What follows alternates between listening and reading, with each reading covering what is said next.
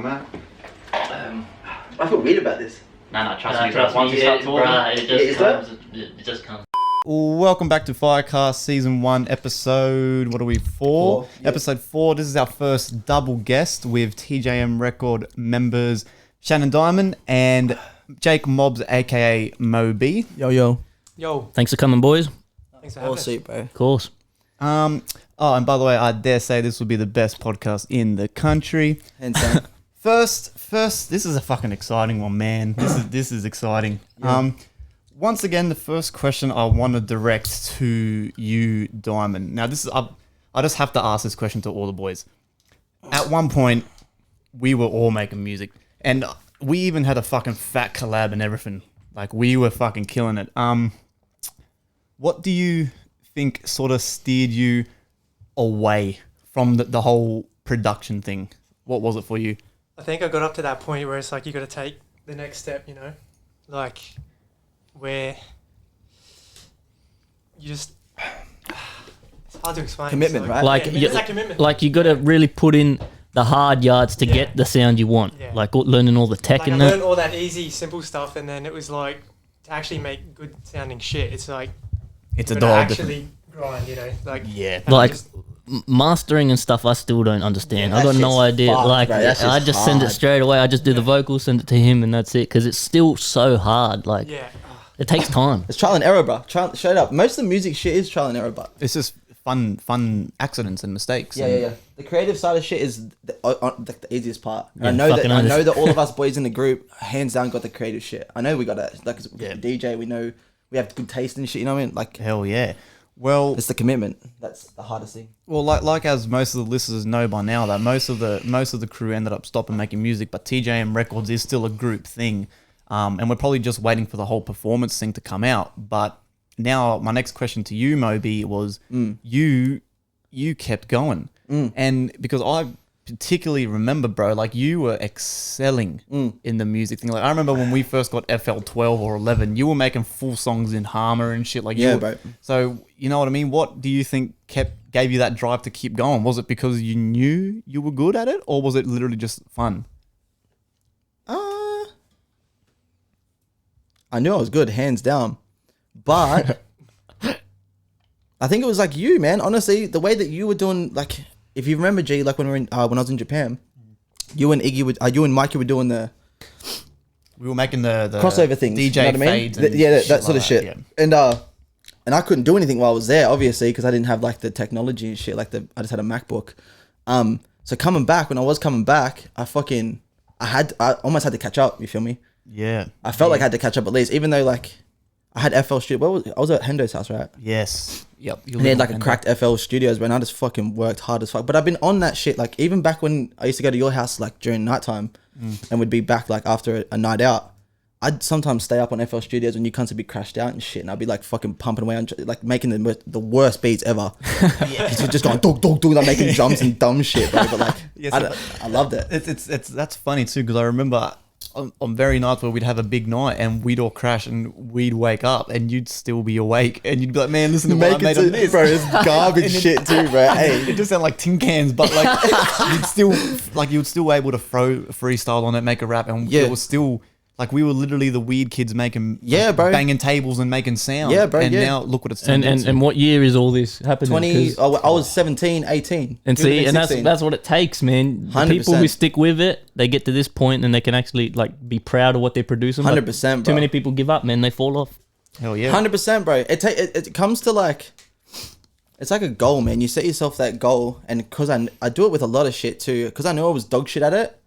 I knew that I had the creative stuff in my mind, but it was putting it into the program, you know what I mean? Yes. I could come up with crazy as like fucking Melodies shit in in my your head brain and- and shit yeah. and like doing all that different stuff. But when it come down to actually, what are you calling it?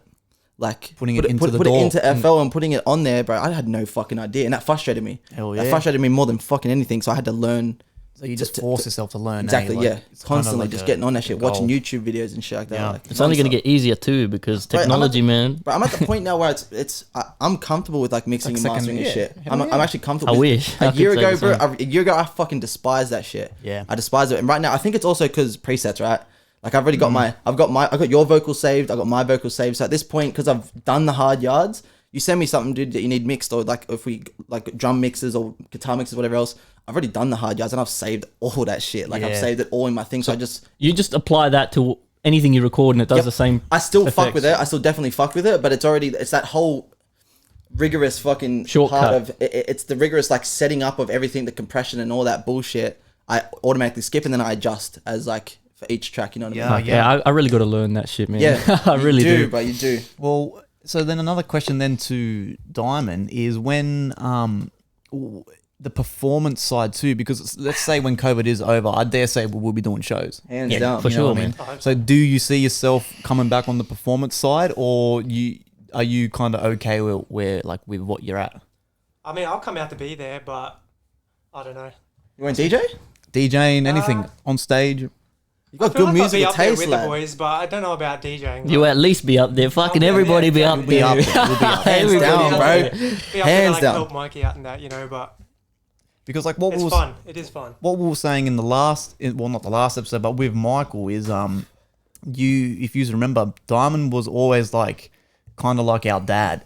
He'd be behind the decks, The kinda eagle eyes, just bro. watching to make sure to minimize mistakes. And That shit was awesome. all of our sets, Yeah, that sounds dope, man. Even That's though such a the good technician, system. bro. we weren't the best at the mixing, but we had no mistakes. Yeah. If I recall, the only Cathedral mistake one. was the very first DJ competition where Mikey stopped the song. Yeah. I think that was the only mistake we ever had. Yeah, bro. No one ever stopped the song.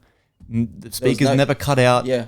It was fucking, and Yeah. this is coming from people who have no fucking Never clue DJ'd. what to do. Like, Never did it. No clue. Not too bad then. Like, yeah, fucking hell. we just used to wing it, bro. That shit was fucking weird when we used to do that, bro. I used to freak out. I still do. I still freak out, bro. My anxiety gets the best of me, That's bro. very scary. Yeah, very it's scary. so nerve wracking. Once you get Yeah, in it the would bang be. of Yeah, it, it's fucking it.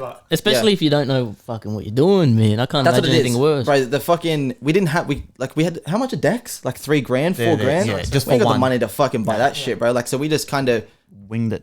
we wung it, dude. Not just that. Fuck that, man. Not just that too. Wow.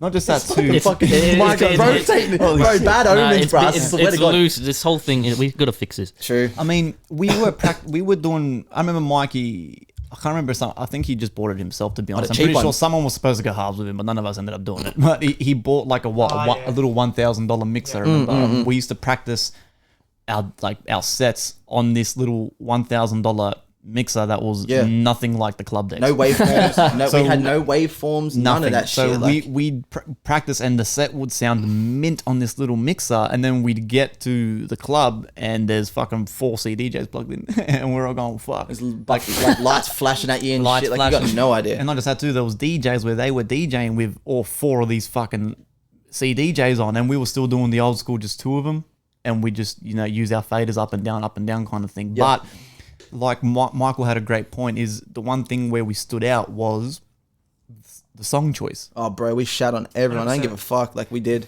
We Our, shat on everybody. our song choice was so underground to the where we were playing shit people have never heard before. Yeah. Never heard before, because it's very mainstream. When you're a DJ, is obviously you want to please the crowd. Yeah, the top So shit. you're gonna play the Flux Pavilion, the Zomboy, The fucking bomber and Must Die, crowd. Bomber and Non-stop, crowd. bro. Yeah. So That's right. you're gonna play that shit to get the crowd hyped up and to for them to sort of remember your name for 10 minutes when you're done. Yeah. But we would get on there and just go Kill fuck it. it, and Fuck everyone. We Yeah. were playing the songs where guys had 10 likes on their songs. Yeah, that's what Yeah. you got to do, man. That's really what you Yeah, got to no. do. Realistically, like that's what people did. Like when I was watching the podcast, I feel like we brought it, especially early too. We were like early in the night too, very very early. Which Yes. you're supposed to play dog shit in the early parts of the like the club set. You know what I mean? Leave it as like the night goes on, It play gets better. harder Better and shit, better, and then yeah. the mainstream person comes on. Bro, we'd come and rock up at 9 o'clock. There's 20 people there. We bring all of our friends, and I was screaming on the mic, going, "Let's fucking go!" and shit, like getting everyone hyped as fuck, bro. And then it'd go back down to the next person coming in, bro, and it almost died down again. Like we stole the show. We really did, but not like on purpose. But we just brought what we thought the what we had energy. to bring. We brought exactly what we thought we had to bring, and we fucking killed it every time, bro. It's just- Fucking oath. I miss it, bro. Fuck. At World Bar, do you Hey, remember that at World Bar when we got in trouble for playing too? I don't know if it was too. Really? I wasn't there for some of this shit. I was Was that overseas. like, we were the first set. We were the first set. So what had happened was we get this set at World Bar, and what was it? It was meant to be, I don't know. We played first. Were we first, or were we opening for someone? We may have been first. I think we're just first, yeah. So anyway, we were playing this fucking we were dropping these fucking bangers, and these crazy trap bangers. It was like a trap / future bass set. The promoter pulled us aside and said, "You guys are playing too hard." How can you say that shit? And I've just gone, what? I've looked at Mike and the boys, and I've gone, well, I'm not. No other songs. I've got no other song. Like I've got no other song. USB. Like I'm on a USB, darling. What do you want? He's like, I can't download shit on the fly. Like it's not going to change. And then so she had the shits, but the guys that were playing after us literally like shook our hands and was like, man, thank you for getting the crowd G'd up. We pumped out that crowd. Like the crowd was fucking pumping in this club. That's how it fucking should be, That's mad. 9 o'clock. 9:30. 9 o'clock, 9:30, and we're It's already banging. Cunts getting turned up. You know. Well, that's what what we wanted too, G, when we rocked up the clubs. If you like, you remember going to Ivy and they're playing some weird ass techno French house shit, bro. It's like 7 o'clock, 8 o'clock. No one's dancing, bro. Look how we were dancing, like everyone's two drinking and shit weird like that, bro. people, We rock up, we're Dance. fucking already going nuts, bro. We want to fucking go, like We want to dance, man. we want to bring that shit. That's what I mean, like. Fucking oath. But people don't like that. I don't know why. I don't know fucking why. If one person brings it at 9 o'clock, then the whole night's gonna be fucking nutty. Like that's just how it should be. I think, especially with not so much the promoters, but the DJs themselves, especially while we had so much beef with Sydney DJs when we first got in the scene, I feel like they were so like set in the whole, okay, 8:30 plays the soft dubstep, and then 9 o'clock plays the trap / the bullshit. The rhythm comes in. Then at 10 fucking o'clock blah, blah, blah. you start teasing the rhythm, and then they're trying to just set themselves up because the three co-headliners, which are the locals of Distortion that would play every time, Want all the attention. they want all the attention and the hype on them. So if it didn't go to their plan, they'd get salty. And we got these fucking 5 young bucks that are rocking up with a busload of motherfuckers, and 9 o'clock. we're playing bangers at 9 o'clock. You know what? I'm pretty sure that even became a meme where It did. Before we used to play, Mobsy would grab the mic and go, okay, we're Trip Jack and Mafia, and we play bangers at 9 o'clock. Bang. Yeah, literally. And Every just time we've open, done the set. and we just start open with this crazy, ridiculous music, man. And it was always a fucking vibe, bro. Yeah, bro. Straight up. Like, you None know of what our I mean? sets were bad, bro. I swear to God, like we fucking brought that. I miss that shit so much. That's what I really do. That's what I'm saying, man. When this COVID fun. shit over, bro, surely. Yeah, the we'll do shows- it again, man. Are we gonna do some sort of like we're gonna do some sort of like Trip Jacket party or something like that. Could we set that up with? If we all put money together, we could do our own club thing. We don't have to get a headliner. We've got enough DJs that we know. You know enough people to get a show Yeah, that's going. true. I never thought of that. Like we It could would just cost- set it up would cost a little- ourselves. We'd have to do tickets, but we'd have to do tickets 100%. But if enough people like gravitated towards it, we wouldn't make money off it, But it's we just could for fun. pay the bar It's and more for the promo. venue off completely, and we could do our own sets and we could do our own shows and shit. I reckon people would come for sure. We have a lot of friends too. We have Anyway, tons, like, bro, and that's tons why. would be willing to support us Yeah, too. fucking oath. 100%. At $20 That'd be or fun. $15 for a night out in somewhere between the city and here, people would come do that shit for sure. I guarantee it. I reckon it'd be pretty fucking cool to do that. We just have to- All right, let's do that. Let's Yeah, keep that in it's- mind, bro. no, as soon as we can. I talked to Iggy about this a Serious. while ago. Yeah. When I thought COVID was going away, I thought it'd be the best because when COVID goes away, bro, people are gonna want to party too. Yeah, fucking hell. People are gonna want to go out. People are gonna want to be doing shit, getting drunk, etc., etc. So that'd be the best. Like when restrictions do lift, if they ever fucking do like during this year, that'd be the best time to do it, bro. Just go bang, hum that shit out. It is something we've been talking for a while. Even just like you just hire out some shitty little warehouse and then you just do a bit of work, set it up. You know what I mean? Alice in Wonderland, bro. I'm pretty sure she Exactly. does it on her own. I mean, she doesn't fund herself. I don't think she's got like a label and shit. Yeah, yeah. But the Alice in Wonderland warehouse party, bro, she pays for top tier DJs. It's basically just her thing. She doesn't. Yeah. She wasn't hired by someone else to do it, like Stereosonic or something Yeah, like Like, that. I've never thought of that. Like you could. There's We got nothing the stopping you DJs, doing we've it. got like we can do our own shows because people have done that already. Like there was like a guy out here. He's got a St. Clair High, and he done like an album. What's it called when you drop an album, bro, and you have like a party for A it? release party. A release party. He had a yeah. release party, but that's basically your own show, right? He hired at a little venue, cool lights and shit, invited some people, bro, and got down and got some videos and shit like that, right? It's just fun anyway. Like That's it's what I worth it. mean. Like, and we have not only like if people don't want to come to rock up and see us perform, right? Which is what we're doing, like with the rapping and shit and going nuts. We still have the music. We still got the house at fucking 10 o'clock. We've still got the DJ and shit to go aside with. have You know what I mean? fun. Like a party, basically a Yeah. party with a mini show. Like I can be fucking sick, bro. Yeah, that's a good idea, man. Yeah. Serious. It is something to consider, man. But I mean, another question I wanted to ask you, Moby, because probably most people probably know this by now too, that you did end up moving, and you moved to the first one was Hong Kong. Japan, Hong Kong, and then that's right. Japan, Hong Kong, and then That's Beijing. dope. So how do you think that impacted your music? Because bro. I know I was personally, like, I remember when, like, because I remember I personally, I'm pretty sure you were there, Diamond. I can't, correct me if I'm wrong, but we were the ones that personally dropped him off after our last hangout. And I just remember we just cried. Yeah, bro. Like, we literally just cried. Like, that shit was hard as fuck. it was one of those things where you, like, you're seeing one of your best mates go, and you know you're not going to see them for a really long very time. long Yeah, time, that possibly. sucks. Yeah, bro. And I remember, man, we just cried, and I remember, like, I was gutted for the fact because it was right around the time where we were getting, like, Starting to pop off. we were getting really Super decent close. at music. Yeah. We're getting close. We're getting good at making music. The shows were, we were DJing almost monthly. Yeah, bro. Say minimum once every 2 months we're DJing, and then your main act goes. So how do you think then that impacted your music? Because I know for a fact that when you first moved away, it was all fun and games, but then it becomes harder. Yeah. it comes hard, doesn't it? When I first got there, I did a lot of soul searching in Beijing, bro, big time. Like, I think because I was constantly with other people in the other two countries, I didn't have time to myself. You feel me? I didn't like. But when I went there, I had no one G, nobody. I didn't make friends and shit. I didn't do none of that. So I had time alone almost. It sounds fucking cheesy as fuck, but I excelled in what do you call it? Songwriting, bro. I focused on my songwriting more than anything else. I didn't make any of the music though. I made a couple songs like Alter Ego and a couple little things here and there. Yep. But I wrote like fucking 200-300 songs, and it was deep shit, bro, that I would never release, like proper diary shit, but like with rhymes. That's fucking mad. Yeah. So I That's excelled in songwriting, and that definitely changed everything because that was just because I was there by myself. You know, I had no one else to. Yeah. Almost, I couldn't even speak to you guys that much, bro, because of how Facebook and Instagram's all banned and shit over there. Like, I had no outlet for anything, so I just stuck in my room. Yeah, we had to do drown through WeChat. I was sending you the verse through WeChat. Remember that? Yeah. So that shit was like, even I love drown actually. Like, That's a good song, man. yeah. I still got We wrote mates. some- My mates still come up to me and says that's a mad song. It's very conscious. That rap is very that state. I can't get back to the state either because I'm constantly around people and I'm in a better place. I think like mentally, but fucking. That's like that conscious, same as Should I Text You, you know, my first single that I released on Spotify, that is very, very, very deep. Like that's proper, like I saw it with my family and me and shit like that. Like it's very, very, very deep. I can't write like that shit anymore, unfortunately. But do you think that's because you are in a better mind state now? For sure. It's because I'm around you guys as well. Like I have different experiences now, you know what I mean? Like there I was alone. I feel like if I went a week away and I really tried to focus on writing like that again, I could.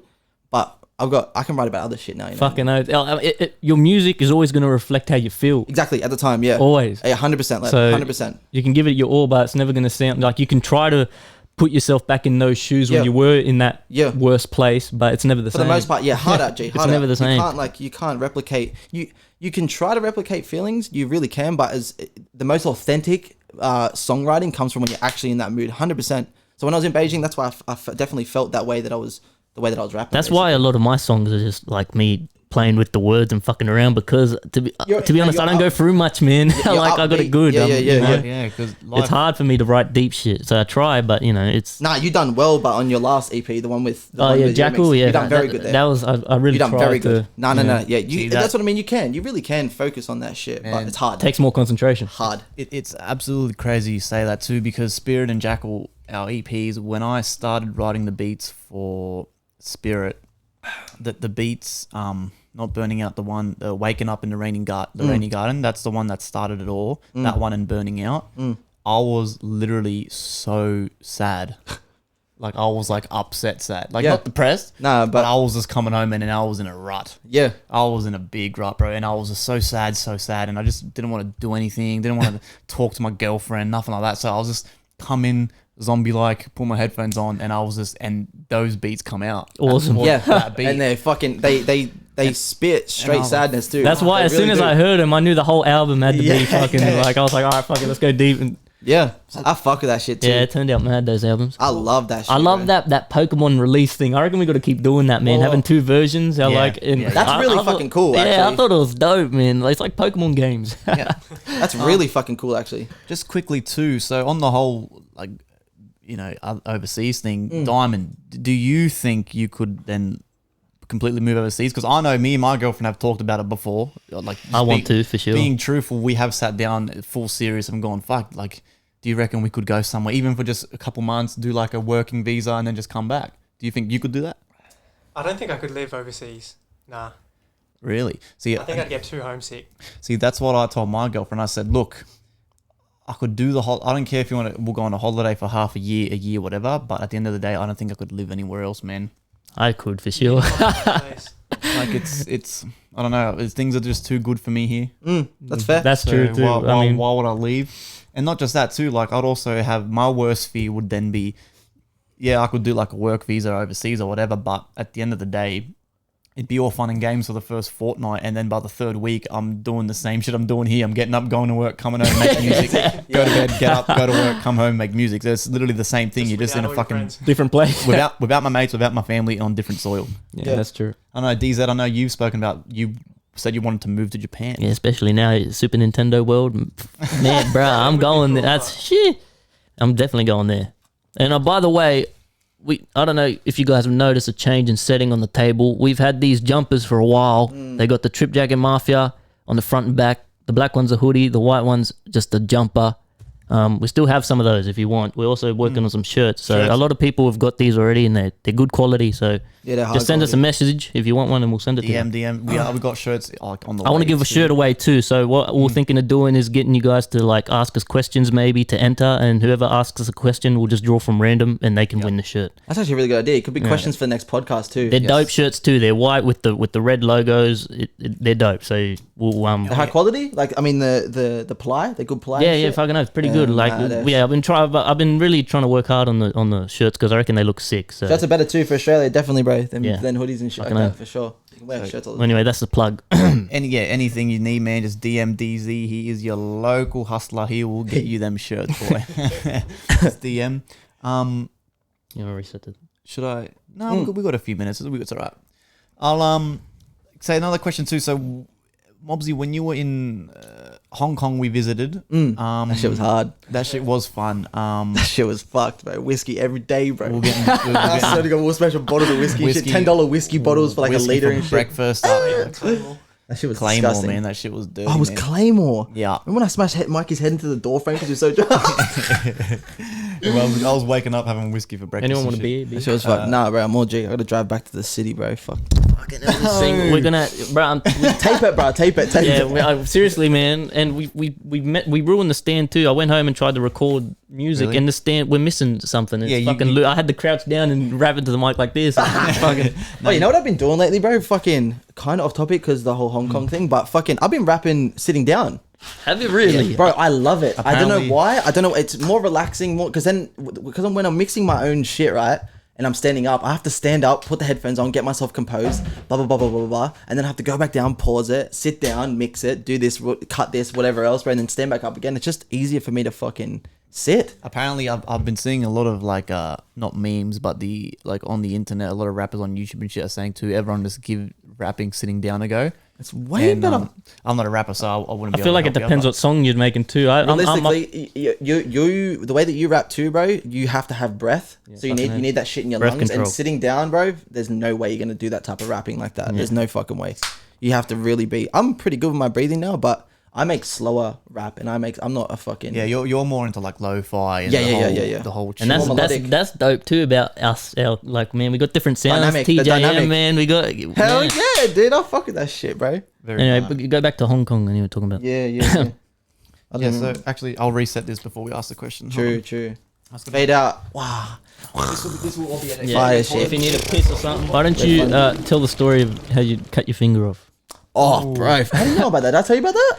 Someone he told me about that. That was in Japan though, wasn't it? Nah, Hong Kong, when I first went to Hong Kong. Oh, okay, yep. Alright, so fucking I'll keep it as short as I can. I was at home, bought some passion fruits, right? Get these passion fruits home, and they're just whole passion fruits. Didn't have a knife. Like, I like cutting passion fruits with a serrated knife, you know, like the ones that like it's got the like a bread knife. Yeah. Like, it's just easy to cut that way, you know what I mean? We didn't have any in this fucking little place we were staying at. So I pulled out a fucking Japanese sharp as fuck steak knife. Like, I'm talking one of the ones that you go and you just cut up motherfucking steak like it's nothing, bro. So I put this passion fruit on the thing. I think I was tipsy too, a little bit tipsy. And I was holding the thing down like this, and I started to cut it, and I just went and just lopped this whole side of my finger off. Shit. Just goes and just flops over. Fucking hell. And no blood, like, because I was in shock, I think. I was like, holy fucking shit. So I flipped it back on, ran to the bathroom, washed underwater, blood everywhere, bro. Just fucking coming out like crazy, bro. Anyway, so I go into the cupboard, we just moved there too, by the way. Like, I'd been there for like 2 weeks. Go into the cupboard. We haven't done any shopping for like any Band-Aids, painkillers, nothing. So we got nothing in the fucking house to like stop this bleeding and shit. So so I flip this fucker back on, bro. I say toilet paper. I grab toilet paper, bro, and just start wrapping this motherfucking finger up in toilet paper. Like, and then I got taped it up. However, the pain was so immense that I felt like I was going to be fucking sick.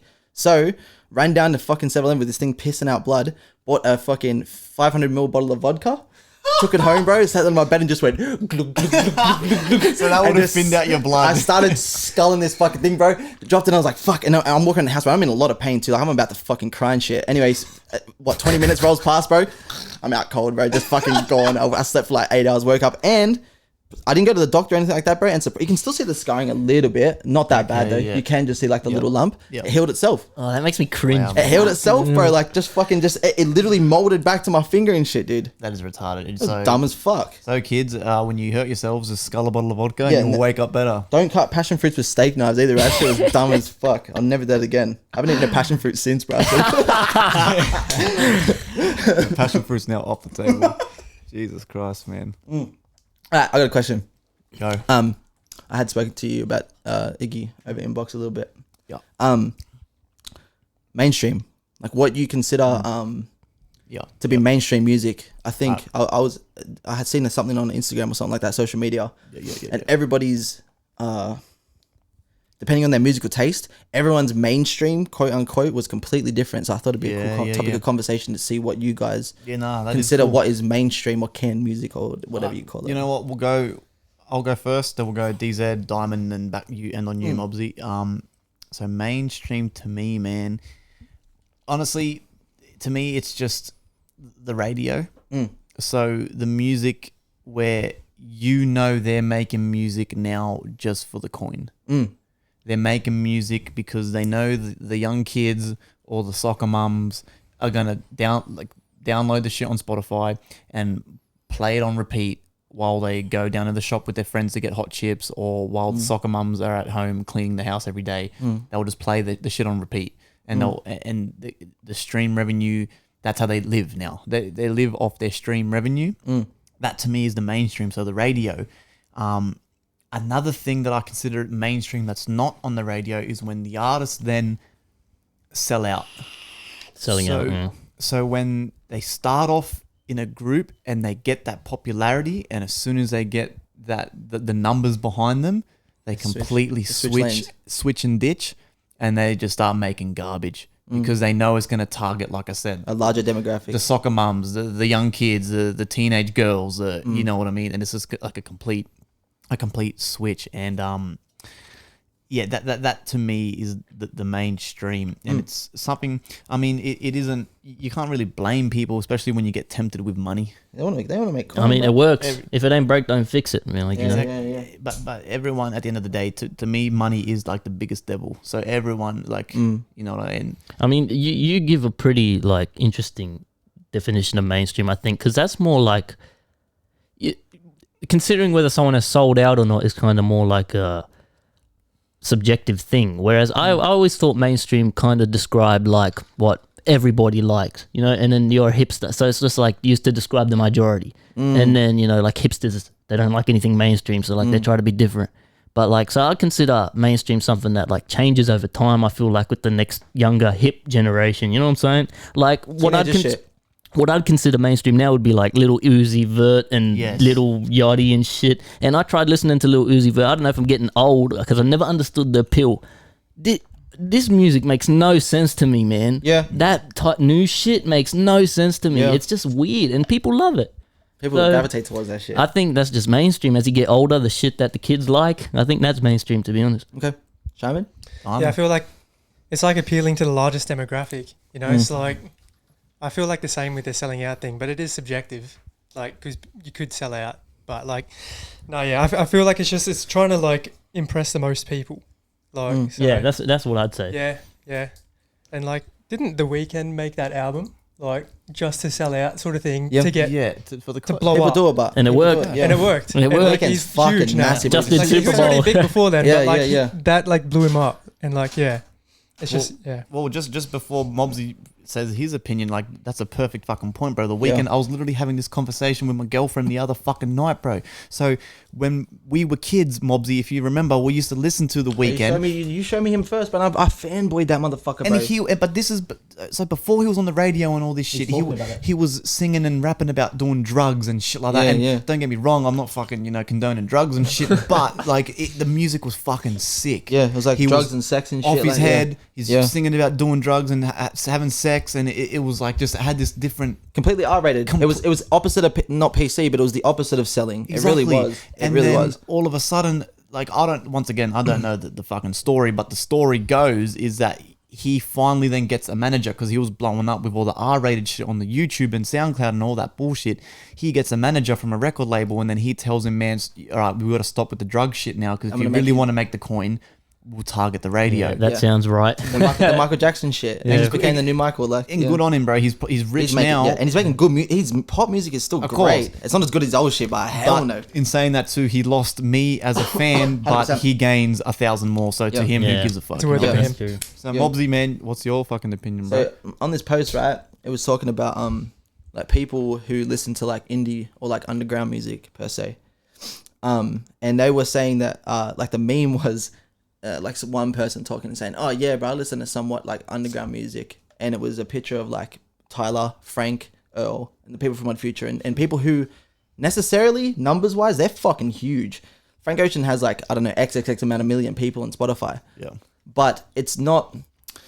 When I talk about Frank Ocean at work, like people always ask me, like, what music do you listen to, et cetera, et cetera. I always say, man, I'm like a big fan of Frank Ocean, and no one at work listens to Frank Ocean. Nobody, and I guarantee they listen to The Weeknd. I guarantee they listen to I don't fucking know, bro. Tones and I and shit, like Dan. The radio like plays it. fucking shit, right? Like I guarantee they do. But the demographic of people who listen to actual indie underground type of shit, they think that the next level up between the Frank Oceans and the smaller artists, the people who aren't on the radio, but they have a popular following, that they're mainstream as well.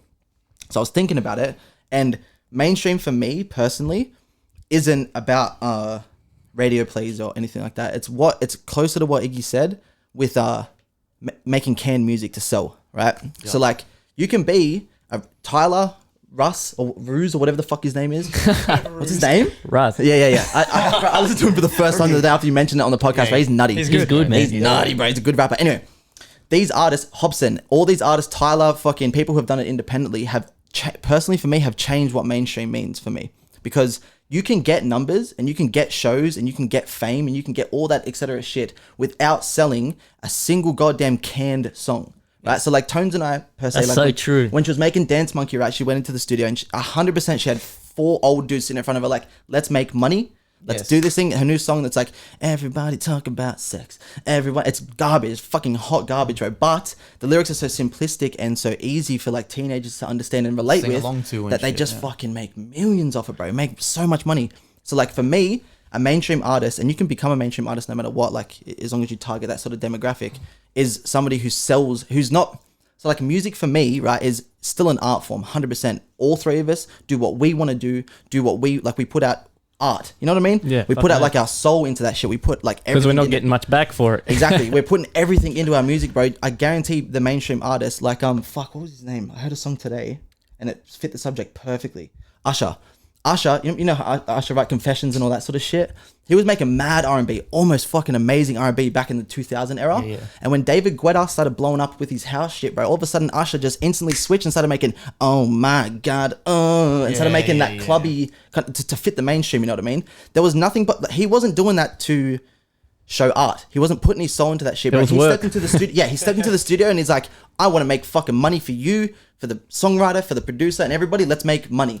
And that's not, for me, that's what mainstream is. I don't want to ever fucking be that in perspective. That's interesting how like we pretty much, the four of us shared some like 2 definitions of it. You know, there's the one that's like more about what people all listen to collectively as a group the most, and the money side. So it's kind of weird how that's happened. Like, why do we all consider it different? I feel like it's just continuously changing term because Yeah. even now it's the era of independent music, man. Like It really is. people are starting to do it themselves now. And like I Yeah. said the other episode, how like Sony and stuff are buying these new platforms is because they want a piece of the pie. Yeah, you they know? want that juice, bro. all these artists. We're gonna start doing shit ourselves. That's what it started like with the Hobsons, the Tylers, and all that sort of shit. Yeah, Like they fucking started this wave of like, you don't have to be in a label, and you don't have to do that shit. You don't have to make it on radio. You don't have to do any of that shit to make ends meet. You're not gonna become Drake. That's for damn sure, bro. You're not gonna make fucking billions.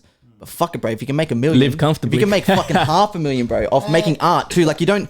I feel like making mainstream music as well. It cuts you off from a lot of other artists who don't like per se. If you like, if okay, right now, DZ, if someone hit you up and he was like, "Yo, I can make you tons of money. You got a fan base. Let's work on this." And he got you in the studio, wrote a song for you, the whole thing, and you end up making a motherfucking Ed Sheeran song, right? Would you do that for X amount of money? Not that much. Not, we're not talking millions, but like if he said we can make you a pop star, 50 basically, grand, 50 grand. would you detriment your Style. your artistic style to Nah, push fuck into that? no. Yeah, that's what I mean. Fuck no, Neither would I. man. Like I said 100 times, I'll do it if one person's listening, man. I That's what I mean. don't give a yeah, fuck. Yeah, bro. yeah. That's why I fuck with you, bro. Like That's why I it'd be straight up nice. fuck with you. It'd be nice to like make money doing what you love. That's all I care about. I care about one day to be able to live comfortably. Me too. So I don't have to work a day in my life. You know what I'm saying? Yeah, I want to do what I love doing. I don't. As long as I can get by, I'll be happy, and I'm sure we will. See, that's 100%, bro. Like there's so many artists on Spotify. Iggy, you go, Joe. I've been talking to you way too long.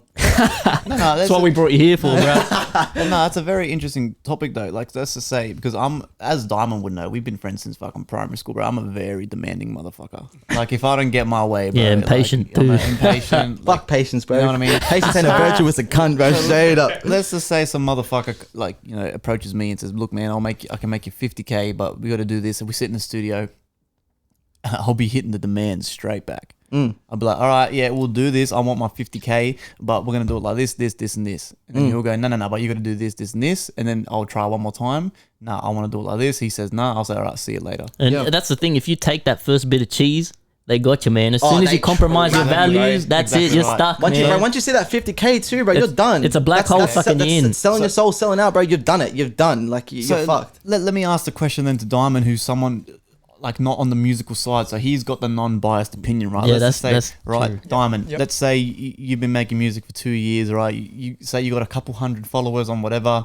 You got like let's say you finally cracked 1,000 listeners on Spotify, which is fucking a lot for an underground Yeah, artist, yeah. right? Yeah, man. Yep. Then you get approached, right? You get approached, and the guy says, "Look, man, I can get you 50K cash.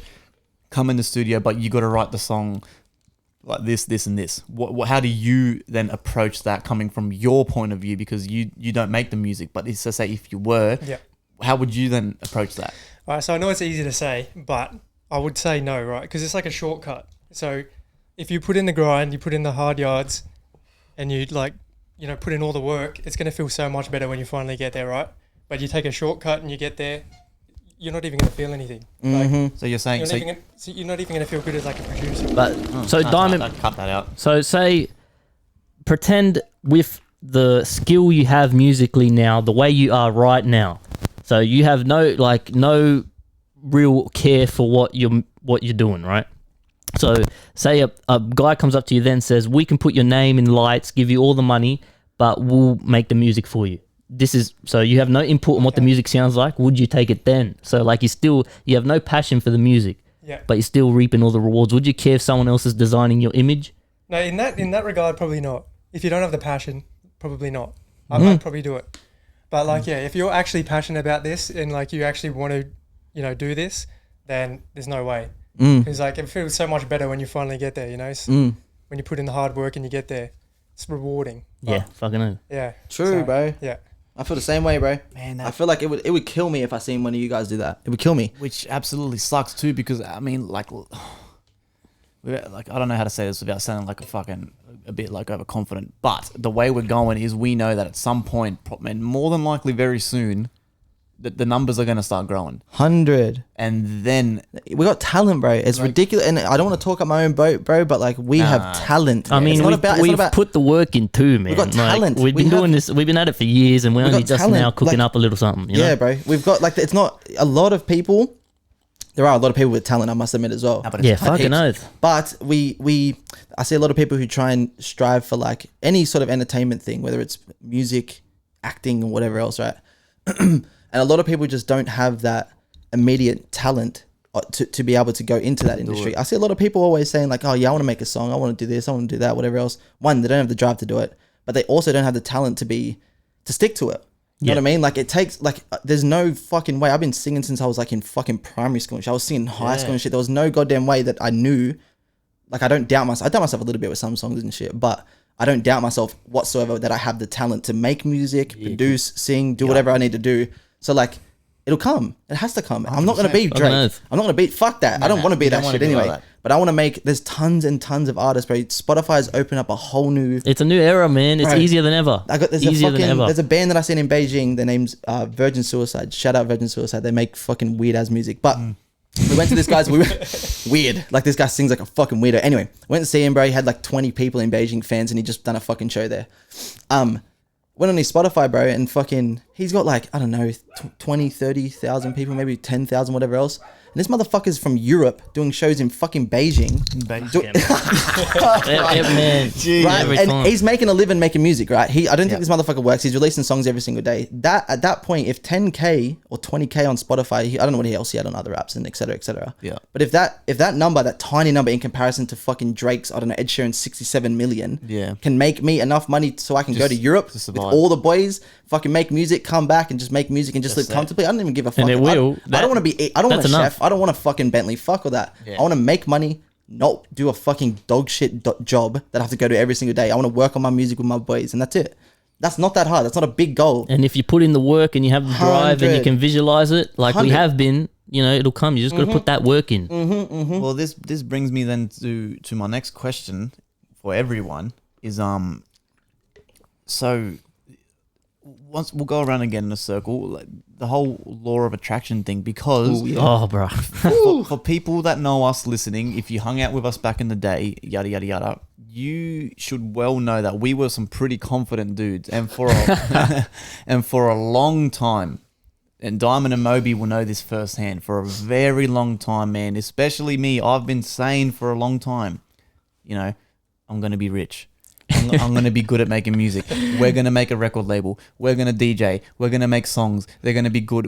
And it was just one of those things that I couldn't get it out of my mind. And even still always had that vision. You can see it, bro. You can see it with all you just know, man. Like this motherfucking mic. So do you think that the law of attraction, because I'm a firm believer of it. Yes. And I believe that if you're constantly feeding the universe this positivity, the energy to and the drive, the universe will give it back to you. 100. So that mixed with the foresight and the passion and the love that we had for music, we were able to. And once again, I'm not saying we're fucking the craziest fucking producers. I mean, we are. I don't give a fuck about the numbers, bro. Fuck the numbers and fuck what everyone else thinks, bro. I love what we make. I mean, like. I can't say it about my own shit, even though I love what I make, like in that perspective, like, and because I get the good feedback from you guys and everyone else. I love what you guys make, bro. It's individual. It sounds fucking great, but it's unique. It doesn't sound like any other bullshit that anyone else is releasing, bro. It's the fucking tits. Yes, law of attraction, 100%. Oh, please. When I'm saying get your book and write in your diary, I'm not talking shit, man. You'll see your life change. This 100. Shit works, man. Bro, how do you think I've done all the traveling shit, bro? I'm a dog shit stupid cunt, bro. And I was teaching English and shit over in countries. It was all on the fact that I just was never, what do you call it? You got to take the risk, the chance. Confident? What's the opposite of confident? I don't know. Unconfident? Whatever it is. Maybe unconfident. Fucking. No, it's not. Whatever it is. I was never unconfident with what I was doing. Like, I quit my job and shit. I come back from wherever it was, Hong Kong. Yeah. And I was always like, I'm just going to go back overseas, bro. Trust me, I'll get a job. I'll get a job. And my mom's like, just, Jake, you have to fucking relax. You might not. Yeah. And I just fucking got a job, went over there, did my thing, bro. Like, that's how you got to be, man. That's fucking dope. That's how you live life. It was hard. Don't get me wrong, it was hard. It wasn't an easy road, but fuck, bro. Everything always happens. Everything always works out. Whether it's a different side of things or it's a little bit like if you want a blue leaf and you get a green leaf, it's a long road, but 100%. Everything happens for a reason. 100. Always. I believe that shit, bro. And every musician you probably listen to will say the same shit, man. All the guys I listen to that are more kind of underground, Russ, Mercules, all these guys, they talk about the law of attraction, chilling it in the Oz thing, because it works, man. And that's how, if you're passionate about something and you got the drive, you'll get there. Yeah. You'll get there. 100. You then, Dimond, you believe or you think it's just hard work? Yeah, no, I 100% believe, yeah. Because I feel like with a positivity thing, so like you're always thinking positive and positive things will come. But the more common scenario is like with negativity, because you see more people put out negative vibes and negativity, and then they get Exactly right. It works that way negativity come too. back. Yes, exactly. So that's how you see it. So if you're always positive and you're going to make it, then you're going to make it. Exactly So- right. See, which is crazy. It's absolutely crazy too, because you see, like, there's more people, I believe, like on the earth that just have that mindset of 9 to 5, and they don't do nothing, but they're so negative. I was thinking that the other day, man. I was walking through the plaza. They don't do nothing. And some of these people are NPCs, man. I'm telling you, bruh. There's some people they're you autopilot, feel the the aura of these. You walk in, if you see someone who's vibing high, and they're happy with their life, you see that, man, and you feed off it. Yeah. You really do feed off it. And then you see these people walking around like drones, and they stare at you, and they're just like So, like, upset with their lines coming off life. their head and stuff. They're NPCs, man. They're not real people. They're simulations. See, and the fucking thing that fucking always trips me out is that the dudes that aren't really doing anything with themselves are always the ones that are negative. Yeah. They're always the ones to go on the internet and to bag. Oh, bro, they're the ones that be Yes. judging too. They're the ones straight up. to bag the guy who tries to, make the song. Like, so The bullies. what like one of my friends, she was telling me, man, shout out Erin, Brad's missus. Brad was on episode 3. She was me and her were having a chat, and she was saying, man, like, I was listening to the podcast, and like you and like Dylan had such a great point of the whole like not caring about what people have to say or think, and like we should just do something.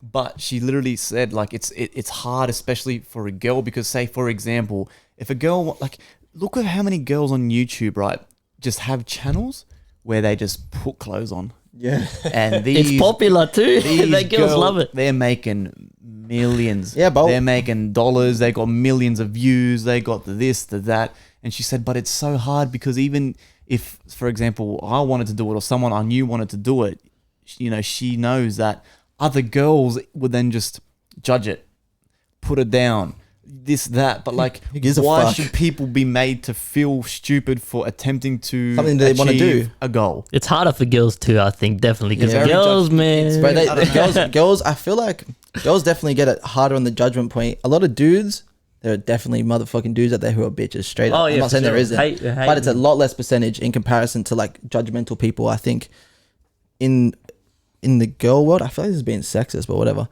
It's not really, I mean- I'm saying like what I think is factual. I think there are a lot more girls who are a lot more judgmental in comparison to dudes. I think everyone knows that. Yeah, I mean, No, like, that's it's just the way it is. it's bred. It's like I don't know what the fuck it is, bro. I mean, I wouldn't say that we are judgmental people, right? I'm not at all, man. Yeah. I try not to. I mean, I try so hard to. Well, I mean, can you really be a judgmental person and fucking attempt to make music? Nah, you can't. I always try to think of like you don't know other people's situations Hard. really. That's So like, okay. See, that's another thing too. Like, if you're someone who's gone through a bit of hardships in your life and shit like that, and you're gonna be, you tend to be more negative, which is okay.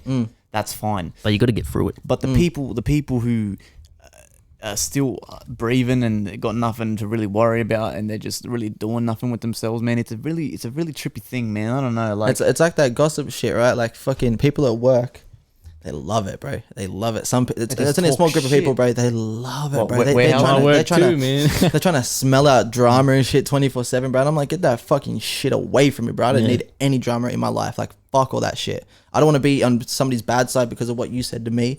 And likewise, I just don't want to be judgmental in general. Yeah. Like, and the drama that they have in between, the gossip they have in between it, it's dog shit. It's like fucking Pointless. It's straight up fucking pointless. Like, there's no point to hating on anybody. Realistically, if you really doesn't think about matter. it, Your life, you're living your you have to be in life, a okay? really, really, really low position with yourself and a low self-esteem to be shitting on other people, bro. Straight up. Like, I'm willing to critique, definitely. Yeah, for I'm willing sure. to critique, especially like if I see you guys stepping up or something like that, or if I was stepping in the wrong direction, I'd 100% be down for you guys to tell me, slap the fuck out of it. Fucking Kind of hell. thing. That's a different kind of ball game. Being gossipy and being judgmental behind bars or behind walls is fucking straight garbage. I hate that shit with a bro. I stopped back in the day. I hated it so much when I was like 18, 19, because we became, well, with the DJing thing, a lot of people were talking shit. I know that for a goddamn fact. And always. Like, it was how it was. And when we started out in the music thing, a lot of people were talking behind just our backs in general. Like, there was a lot of shit in the grapevine that we heard that was fucking absolute dog shit about us. Some of it was true too, which is fuck, but whatever. Most of it, yeah. Most. But I literally stop people. If someone was talking about someone that wasn't there, I would literally say, nah, bro, no, cut that shit out. I don't want to be a part of that sort of thing. I fucking hate that shit, bro. Yeah, well... Yeah, please beer me for sure. So then another question for Diamond. See, this is... Wait till we get the beers out. Hold on. Sorry, boys. Yeah, I'm rustling around and shit, man. Hold on. It's good, bro. It's a Great Northern song. Great Northern, drink you wanna drink. Yummy, yummy. Do a little jingle. Great Northern. It's a good beer. Yummy, yummy. Not a sponsor. I mean, it should be. No, I'm sponsored. I got a fucking Esky and shit, motherfucker. I I've been didn't get butt that chugging this Yeah. shit for ages. Alright. Sorry, I just saw a whole bunch of eyes. Hold on. Oh, shit. Oh my god, I'll just man. go on- Come on, son. Oink, I'll just smell on the oink, cup. oink. Alright, so... Bruh. Yeah, it will just smell. Don't worry about it. Wait, Fucking let me hell. put it back in the can. So my question to Diamond, once again, so... Diamond is... You're the perfect, like, non-biased middleman. Because you dabbled in the music thing and the production and the DJing and the sort of... we were living that sparkle of, like... The little 10 minutes of fame we had, you were a part of that, right? You were balls deep in it. Okay, yeah. 3, 2, 1. Yeah, Keep sorry. that in. 100%. That's that. Okay, so asking Diamond once again from a non-biased point of view, right? So we're talking about the whole people getting... There's like kind of a fear of getting judged about, you know, pursuing like a goal, doing the whole YouTube, because like... Putting yourself out there. Yeah, like, so I can speak from experience, like I had mentioned in a previous episode, like, it may have been the first episode where I was saying I made YouTube, right? And then my first big YouTube video cracked like 40,000 views or I something, remember right? that rhythm one. No, Yeah. you freaked me out when I seen that. But how do you think I felt? So I freaked out. I freaked out and I was like, wait a second, 40,000 views. Majority of them are probably because the way we all know the algorithm works. They pitch the video to people who are nearby. And I was like, wait a second. I was like, bro, people from school have probably seen this video. And I was like, wait, fuck. And I literally didn't make a video for almost 2 years. and it really fucked my channel for a bit because I just stopped when I should have kept going. So from your point of view, Diamond, now that you don't you don't make content and stuff like that, like how do you see people? Because I know you're not a judgmental guy at all. But what do you say to the people who are scared to pursue a goal or to put themselves out there because of the fear of what other people think? I think it's hard to get past that because I even had that, like when we did DJ, I did have that, like, you know, in the back of my mind. So it is hard to get past it. So honestly, I don't really know how to get past it, you know. So it's tough. There's a fear of making it's mistakes. Stupid, though. It's stupid. Like, you shouldn't care what people you went to school with think. Like, exactly right. It's dumb. Like, that's a high school way of thinking. Like, True. you know, It's literally a kid way of thinking. Yeah. Where you're scared, like Childish. yeah. Nah, hold on. As much as it is childish, brother, I definitely know a lot of adults who are still... Yeah. Childish and people never get age past have that. no Yeah, correlation. true, lad, true. That's actually so true. Hey. My parents always grew me up to be, what do you call it? What's the... unbiased. To not give a fuck, right? Yeah. And when Tyler, the Creator, came out, dude, that was like a fucking knight in shining armor for me because everyone else was That's like... our God. It's literally, bro. They were fucking so different. Odd Future was so Tyler was different. teaching... Who gives a fuck what other people think? Just do you. Bro, they were our childhood. Like They were literally like through like at the peak of our teenage life. Like It was just OF. it was they were everything to me, bro, and us for sure. Oh. They were everything, and I think that the mix of both my parents, like my dad doesn't give a two shits about what any like this motherfucker used to walk down with like shorts and no shoes on, fucking down to like Penrith Plaza and shit. He didn't give a fuck, bro. He's just a fucking absolute reckless cunt. Yeah. But it's that. What I can say to other people, bro, is you just don't have to give a fuck. It doesn't change at the end of the day, bro. Like, people are going to judge you anyway. We were killing it in the music industry and we're still getting judged. We make good music. And I It doesn't guarantee matter how good you it are. doesn't matter. You're still gonna like you can make the worst dog shit, bro. And right now we were saying before about people who don't do anything in life creatively and they just whatever else. We're still we're not judging them in a negative light, but we're still judging them and they're doing nothing. Yeah. You're gonna get judged no matter what. People are gonna hate. People are gonna love you, and people are gonna like to just fucking do it. Like, Yeah, who gives fuck a yeah. fuck, bro? Like, Yeah. it's you're not gonna focusing on that is like a super negative thing to be focusing on that, and that's stopping you. That's not an excuse because I get it's a real feeling, but you just gotta get past that. That's shit. a barrier a lot of people need to learn to break too. Yes. Trying to do like put themselves out there, even an artist, a fucking painter, dancer. Yes. You just gotta get through that first barrier, man, which is, you know, not caring what people think of you. Yeah, bro. It's hard for a lot of people. It's the hardest very, part. very, very hard to do, man. Because you want to keep a good image about yourself. Everyone wants to keep that good image, right? And you don't like even myself, again, I don't give a fuck what people think, but I think my image, like if I dropped a fucking absolute garbage song and I got feedback, like Eminem per se, I love Eminem too. I like Relapse for sure, but Eminem released that whatever fucking garbage song, I don't know what it was in the last like 5 years or whatever it was. The Revival? No. His Revival was garbage too, but no. He released the one that Tyler fucking tweeted about it. The one before Kamikaze. Yeah. The one with Ed Sheeran. Yeah, it was fucking songs with Beyonce. Yeah, it was garbage, right? So like even an artist like that, he took it to heart. And Eminem's the king of not giving a fuck. That motherfucker Slim Shady, bro, he was fucking he's the king of not giving a fuck. And still he released some dog shit because music is his life, and he took a big L. He took a big L, and it hit him hard. And then the next one was Kamikaze was going fucking no. He turned that L straight into a motherfucking W, bro, straight up. That was a good album. He killed that shit. But even at your peak, even whatever it is, where you're still gonna get judged and you still can be hurt by that judgment. But it's about how you fight that or how you ignore that, basically. I think that's a pretty good fucking analogy, I think. Yeah, it's human nature to feel that way too. Hard. Like, because even when like cavemen's fucking banging rocks and sticks together and shit. Yeah, bro, they wanted to be that. You had to be the alpha dog, you know what I'm saying? You needed people to like you. You needed the tribe behind you. And that's just human nature, man. Us, bro. That's ingrained in there. Yeah, it's bred into us. But we can ignore that shit. We really can. It's just a matter Takes practice. It's just a matter of... Sorry, I'm not talking in a fucking mic, bro. Sorry, you're loud enough. I think you're good. Yeah, it's just a matter of fucking ignoring it. Or getting past it. Like, again, you can't ignore it if something you're passionate about gets shot down in flames, like what happened at M. But it'd be tough. You can always come back too. Yeah.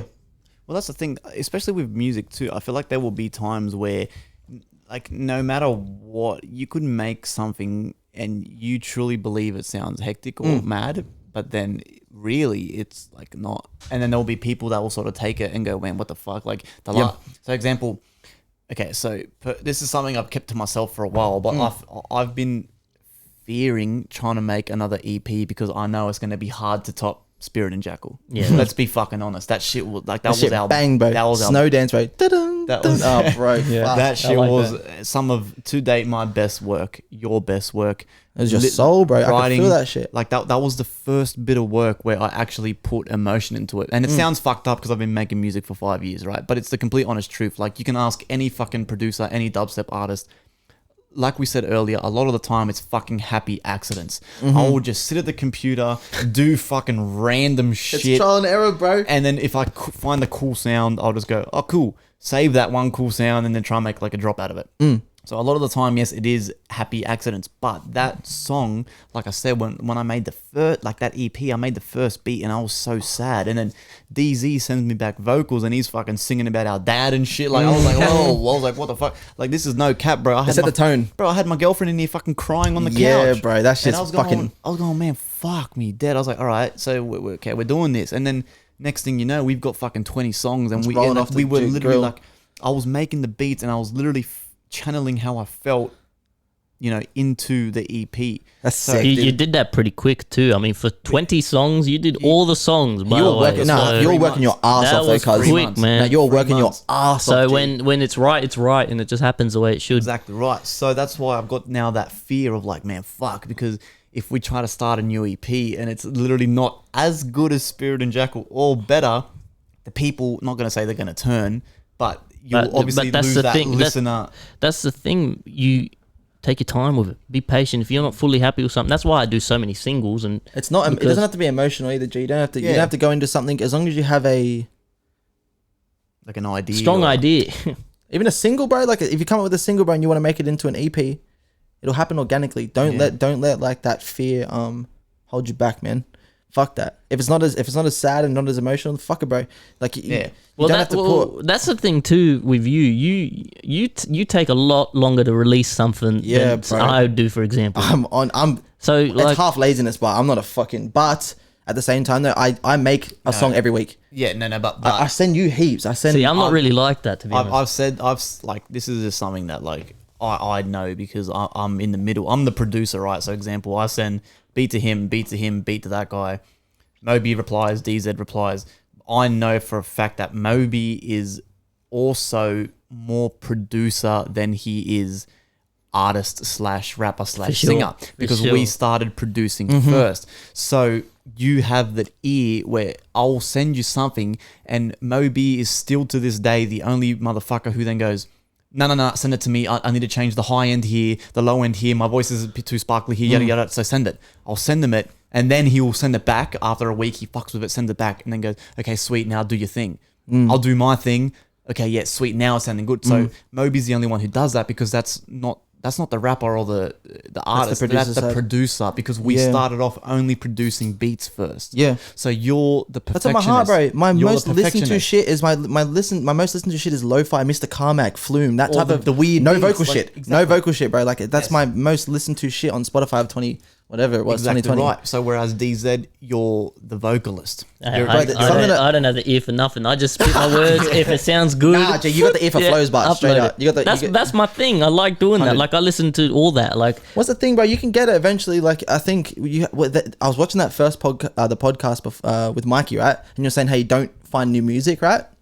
Start doing it. yeah, I know. I Right? know that's So like, the problem. do you have Spotify, Jonah? Yeah, of course. You know, you can go on to Spotify, right? And you find a single that you like, per se, whatever the fuck it is, Eminem or whatever rap song. If you go onto it and go song radio, I told Brad this the other day, you can go to song radio, It's right? like related And music. it shows you 30 songs of people that they have on their likes that also have that song on their likes as well. yeah, that's mad. Like I find, I'm not even joking, G. I reckon I find about 4 songs a day, and I like them all. Some of them I don't listen to ever again. I sort of delete if I hear them. I'm like, oh, fuck, that's garbage. But I like 3 songs every single day. yeah, I got to start doing that Do for it. sure. But You- like, you'll it's find, just, bro, the amount of shit you find, bro. Emotional oranges. Yes. bro. Those motherfuckers, bro. They making straight up radio music, bro. But then they But put their it's- soul into it, and they yeah. put their. It's like pop art. Yes. It's art. It's artistic, bro. And that shit is really hard to find, but you got to look for it. So you You'll get there's a a taste lot of for it, G. music out there. You get a taste for it, G. You got to find it, bro. And I reckon the more you try and find shit, the more you'll be inclined to like ear for not it. produce, but like The ear to have for an yeah, ear for it. have the yeah. see hear what sounds. Eminem, bro, like he was in the produces studio. He was in yeah. the studio with Dre. And he didn't know how to produce, but he sat there, bro, and he learnt that shit. And now he Yeah. produces all of his shit. You know what I mean? He's not the best producer, fuck me, but he can produce. You know, what I mean? Like he's got the juice. Well, quickly, Diamond, are you still looking for music, or are you now because I know for a fact that we were all looking for music when we were kids. Yeah, so I know- used to look for dubstep big time. but- Exactly right. Now, are you still looking, or is it more of just whatever comes on shuffle, like a random kind of thing? So I go through like phases where I'll hear a mad song and then I'll like look up that artist and then I'll do the same thing you say. What is it related? Is it? Or related. Song playlist, radio, Spotify. like the song Yeah. radio song, whatever. Yeah, the fuck, I do that on the song that I just found, and then so I do that occasionally, but it's not like Hip-hop. it used to be an everyday thing. Like But- like we said on the Meagley podcast, man, it was Yeah. like a competition. Yeah. between all of Between us. who could bring the Yeah. most heat for the next Friendly competition for Oh, sure. yeah. But I love showing you Yeah. motherfuckers new songs, bro. I loved it. Yeah. It was like my everything, bro. Yeah. Like we used to inbox each other songs and shit. I miss that. That's crazy, man. Man, I mean, Yeah. we're not like that at all, my friend group. Like, I don't listen We to got much lucky, music, but man. we got lucky, G. We got very, very, very lucky with like I was talking to fucking one of my friends I'll keep this short. One of my friends in Kyle in Beijing, and I was talking about like why we became friends, and I couldn't figure it out for a really long time. I was Music. like, I don't know like why, but then I realized Music. that McCann, you, Mikey, Iggy, Brad, everybody that were really, really tight with, even Jai and Hendo and shit like that, it was the 80% of the time we're either listening to music, showing each other music, or well, not Dancing making it, to but music. dancing to music. True, like everything was revolved around music, and it sounds super fucking weird, but that's how it was. 100%. That was the biggest bond. 100%. Yeah, It's that so is pretty rare, lucky, bro. yeah. That's some fake shit. I don't give a fuck, bro. That's some weird fake shit, bro. Well, that's why this is something I always think about too. Is like we were made friends because of the music. Like we were literally the weird cunts where we would have drink ups, but people would be dancing. Oh, bro, remember that? We'd have 8 people at your place, bro, and we're blind drunk dancing, bro, to the biggest speaker, bro. Like we're at a club, dude. Like Yeah, non- 8 hours straight, bro. It got to the point where we were having drink ups with no more than 10, 11, 12 people. And we were bringing fucking Mikey's DJ decks. Yes. And we were all taking DJing turns sets. and playing sets. Fuck, dude. That's And we'd be weird. dancing and we'd be... That is weird, man. That's Like, fucking it's weird. cool, but It's like weird. that doesn't happen very often. People don't do that shit. Nah, And people. Nah, Our man. perspective of the perspective of how much we like music is actually really underplayed. Yeah. Very underplayed between even all of us, even the people who don't make music anymore. We love it. It's my life, bro. It is straight up my life. I get up in the morning. I listen to music on my Spotify. I go to work. I put my Spotify on my Mac. I listen to music all day, trying to find new shit. I listen and I study that shit. Iggy, you're the same, bro. I know you I are. wish I could say the same, but to be honest, for me, it's like my brain's too go, man. I gotta be to really listen to music. So the rapping thing for me, where the passion comes in, is more the playing with the words. I've always been an English brain, so I love like that. I listen to Tech Nine. I listen to it's proper shit that no one likes. I love that shit. So it's all about making the words sound cool and clever in the best flow possible. But you're a poet. I think more than a musician, right? You know what I'm saying? You're a poet. Yeah, I think you have poet blood. Like you got to have poet blood. That's why, like, I'm not bumping the music all day. Like, I have a good playlist, and I like playing my songs, but it's always the same shit, and I'm not fussed about it. Like, how do you find inspiration? How do you find new inspiration for flows and for lyrics and for stuff like that? Do you just? I'm not like, I find inspiration from the new shit that I hear. Definitely when MF Doom passed away. Fucking, which was recently, rest in peace, MF, harder, bro. Your favorite rapper's favorite rapper. I was listening to him prior to that. We had listened to him. I know for a fact Dimond and you were cranking that motherfucker. Yeah, all the time, bro. Like, he's fucking mad. His wordplay's nutty. He's nutty. The best of the best, bro. Anyway, fucking, but I started listening to him more, right? I started listening to him more and more. And fucking, the verse that I recently wrote for that cypher was written at work while I stopped MF Doom, because you know how he does a lot of the full bars, like, fruit, jute, shoot, and then and then a boot, shoot, shoot, and he does like the rhyme schemes that are fucking out of this world. I read that one that on the cypher based on what, it doesn't sound anything like MF either, like it has no recollection to MF, but how do you find inspiration when you listen to the same shit all the time? Like, how do you find new inspiration per se for, like, because your flows change all the time, right? How do you do that without you know what it is, to be honest? Yeah, that's a good question. The beats. It's the beats I hear, man. I'm hearing new beats all the time because I'm thinking of words all the time and where to put them, and I need to put them on new beats. So although I don't listen to a lot of new music, I do hear a lot of varied beats. Sorry, bro. I'm so sorry. That shit stunk. I burped under my motherfucking t-shirt, bro. I was like, God damn it, bro. Like, sorry, lads. Keep going. I don't want to run that shit. That couldn't be ignored. I couldn't stop laughing. I was like, wait, what? I'm sorry, bro. Fuck. Fuck, it's all good, man. Yeah, it's just the beats, man. Especially like that 120 BPM mark. That's me all over. So like, and even though I do listen to a lot of the same shit. Just interrupting. Sorry, that's the funny thing, because I know he likes to fucking rap fast. I send him beats at like 85 BPM just to see. I really want to push this guy. But that's the thing too, that's though. Good, but that's where I get the inspiration from. That's where I get the inspiration from. Okay, that's fucking awesome. Because like, what's that? Drown, right? You know, Drown. That's like 85 BPM, I think, from memory. Yeah, that was slow. And you rap to that like a motherfucking psycho, bro. I loved how you rap to that. That was the fucking thing too. awesome. Even on the slower BPMs, that's what I love so much. And even though I listen to a lot of the same, it's more like the same artists. I listen to the new songs. They are like, people release shit. So I do hear some new stuff, but it's usually the same kind of people. And that's like growing up listening to Tech Nine, really. Tech Nine and all the strange music. So he taught you, you studied Tech Nine? Pretty much. And like, even on the slower flows, it's like he's still you can doing still that same fit rhetoric. in the chopper. You know, you can make it work on pretty much any beat. See, but you also can't forget the slower beats is technically only just halftime. Yeah, but listen, you can say it's 165 and 80 or whatever else. Yeah. You know, 75 BPM is literally just 174. Yeah, it's just literally just the metronome is just going, and it's split. It's split in half. Yeah. So that's why rappers can still give that chopper flow. You know what I mean? It's also the what do you call it? The key. I've like recently, well not recently, but the keys can definitely get you into a certain place. You know, Feed the Fucking Fiends, bro. Oh, that shit was so hard to rap to, bro. He sent me the beat, right? He sent me that beat fucking yonks ago, dude. I heard it and I was like, I was like, release this shit by itself, because the piano was so intense and so sad and so, and it had that very like it was almost impossible to rap to, because you couldn't have that. The flow. There was no like whatever else. And then I don't know what came over me, bro. I had a day off work or some shit, and I sent it back to Iggy. And I was like, you know what, bro, you should put this on the album. Put the song on the album, because it's a beat album anyway. And then as I sent it to him, right, I started going, and I was like, and I literally messaged him. I was like, no, I was like, don't put it on. I'll send you something soon. And I wrote that shit, bro. And I started freestyling the fucking shit, dude. Like, I love that song, man. I flew that shit. Yeah, that was one of my favorite songs. See, dope, awesome story too for people who didn't know this, man. I made that beat, and once again, I was feeling pretty sad. I was just in a rut at that point in my life, man. And I made the beat, and I sent it to multiple artists. Sent it to DZ, Moeb, Izzy Locks, maybe Blunk Boy, can't remember. You're trying to sell it too on the. Tried to sell it online, which I didn't. Actually, no, sorry, I made one sale. So sold it to one motherfucker, and obviously probably didn't write to it. I don't know. Yeah. You know what I mean? Hard to write to, bro. And every single person replied saying, including Moby, replied saying, "Nah, man, sorry, can't write to it, man." And I was gutted. I was like, "Man, fuck!" And It's such a good beat too. I wasn't taken away from the fact that it was a fucking awesome That beat is crazy. No. And the reason it was so hard too, because I'm pretty sure I picked a wacky key. It was in half. It was it wasn't in halftime. I'm pretty sure the BPM was fast, so it was like 130, 140. But what I did was with the pianos and shit and the drums, I put them off the grid, so the whole song was purposely offbeat. Yeah, it was. Don't ask me why I did that. It was fucking weird, bro. It had trap, drill, drums. I'm pretty sure there's a fucking drill bass. Is it that? It was weird with the piano and shit, bro. And fucking that's what I was off topic before I started talking about that. The key, right? The key of the song often will put me into a certain mood and give me that sort of the writing material off that, right? So like I can with Drown, there's no motherfucking way I was gonna rap like a what do you call it?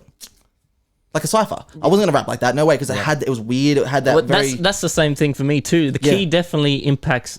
Keys just sound a certain way. Even if you don't know what the key is, I feel like sometimes I hear a certain song and it puts me into that sort of mindset. Sad or happy or angry, heartbreak. You can sort of feed off that. I love the angry shit. The angry ones. I love doing that. Dude, I want to rap. That's what fucking. What's that song that me and you did when I wrote it when I was up with my dad? We're talking about Western Sydney. Yeah. That's bro. People love that song too. People were talking. Me and my dad were talking about some old school like Western Sydney shit. Even his stories from back in the day.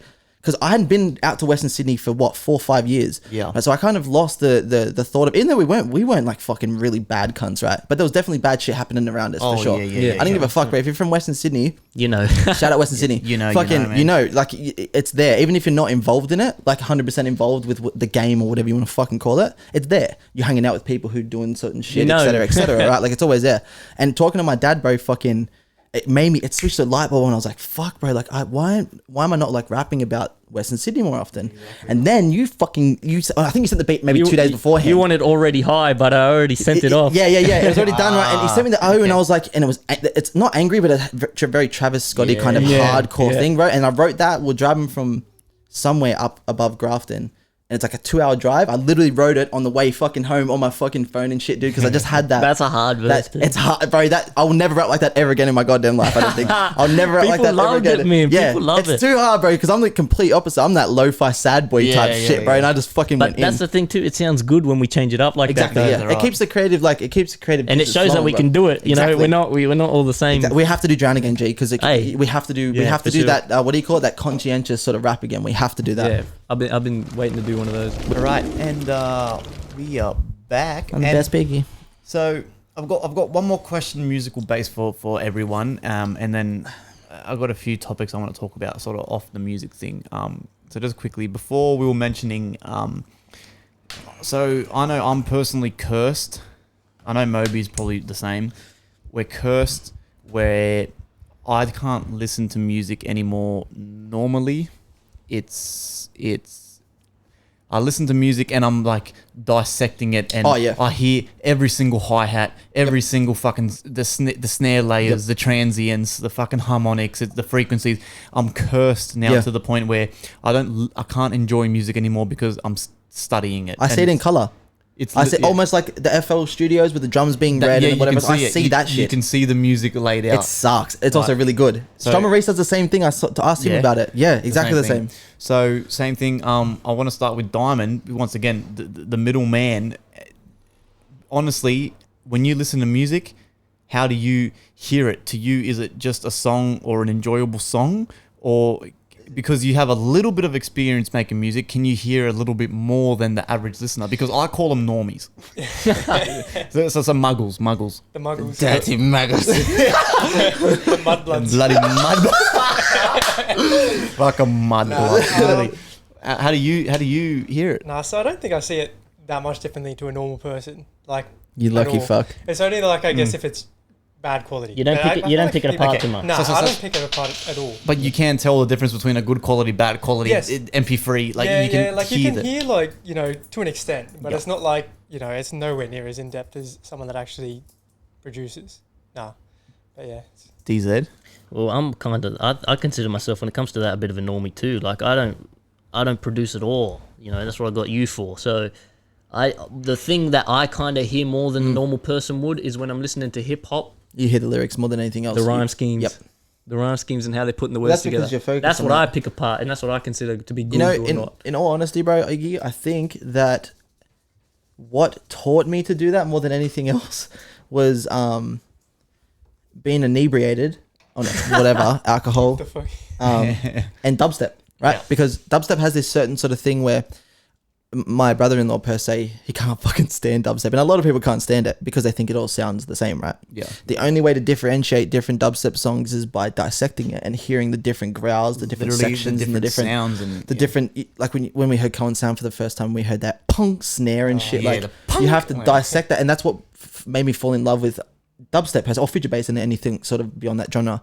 I think my mum's the same now too. My mum messaged the other day and she's like, ever since she showed me, she doesn't listen to much dubstep. She listens to Lost Chameleon and her favorite songs is Panda Eyes Nostalgia 94. Yeah. Right, she loves that song, 64, right? yeah. And she says to me, like, during the song, she's like, you know what? She'll pause it and she'll be like, I love this part. And it's the part that it goes, you know, it says that. Yeah. And she can dissect that song because that's what you have to do with dubstep to like it. You have to understand the different layers, the different things, or whatever else. And I think listening to dubstep so much that we did because that was the only motherfucking genre I listened to from like 18 until whatever age it was. Yep. I think that taught us how to do that. I think that is a big thing with I dubstep. think, yeah, it's definitely the only thing. Like, don't get me wrong, it's still good dancing to the 140 BPM and et cetera, et cetera.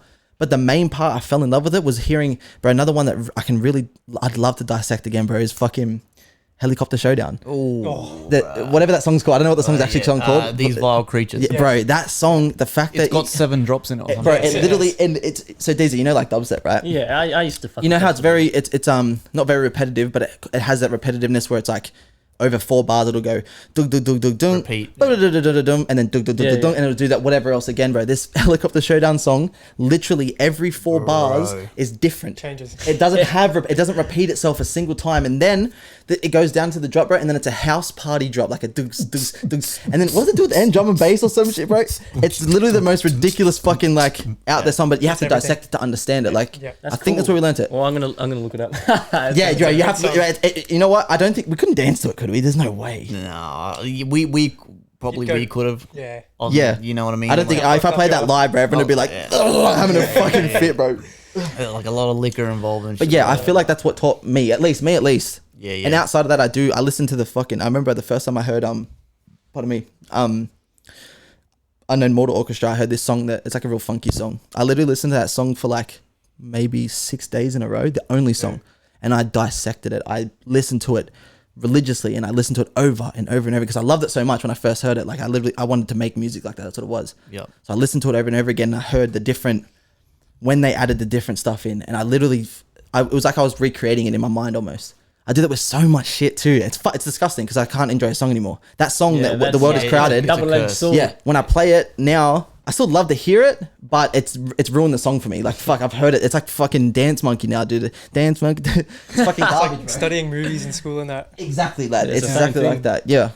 It's When weird. you dig deeper, you know, it gets a little less. You know. Yeah, Yeah. but it's taught me. It's definitely taught me. I've what do you call it? I've soaked that shit up from that song, and I've pieces of fucking shit. What's the thing, bro? Fucking I watch Sugar Pine 7 on YouTube, and they're a fucking little what do you call it? They make Seinfeld. No, what's that? What's that little bald motherfucker, bro? He's really short, and he has his brother and sister. Always Sunny in Philadelphia. Oh yeah. They make that kind of Danny DeVito. content on YouTube. Danny DeVito, that's it, yeah.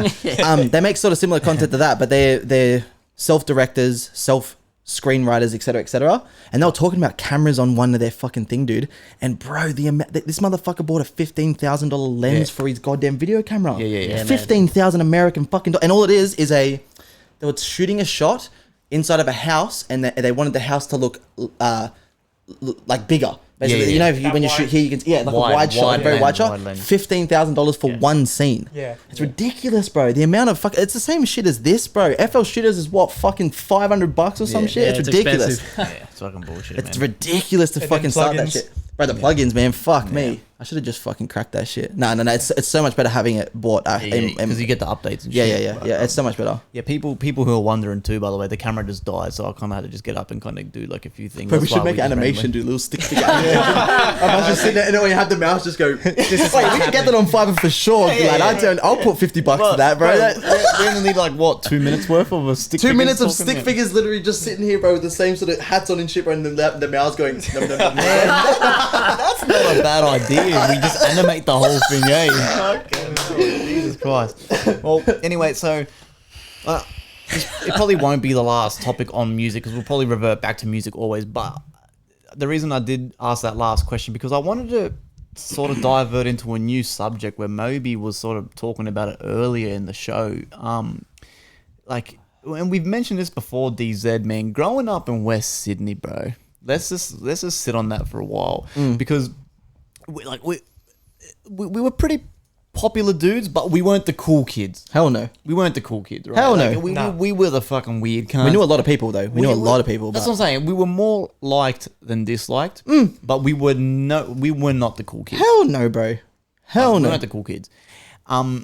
And we saw some fucking wacky shit. Like we were going to parties. Like The house parties were like the worst things. We were fucking jumping on buses at fucking 1 a.m. trying to get to places and yada yada yada.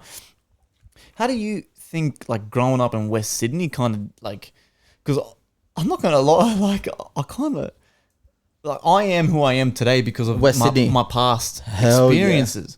So imagine if we were still friends, but say we were from Northern Beaches. Nah, it'd be. Nah. No. Completely different. We'd be losers. We'd be weird cunts. Like, even weirder than what we are. Yeah. No, per se. yeah. No, like you're 100% right. It sounds stupid, but like it made me who I am. You know what it is, G? I think Western Sydney, especially St. Clair, Erskine Park, Mount Druitt, St. Mary's, Penrith, this whole vicinity. I guess you would call it Greater Western Sydney. Like or whatever it west.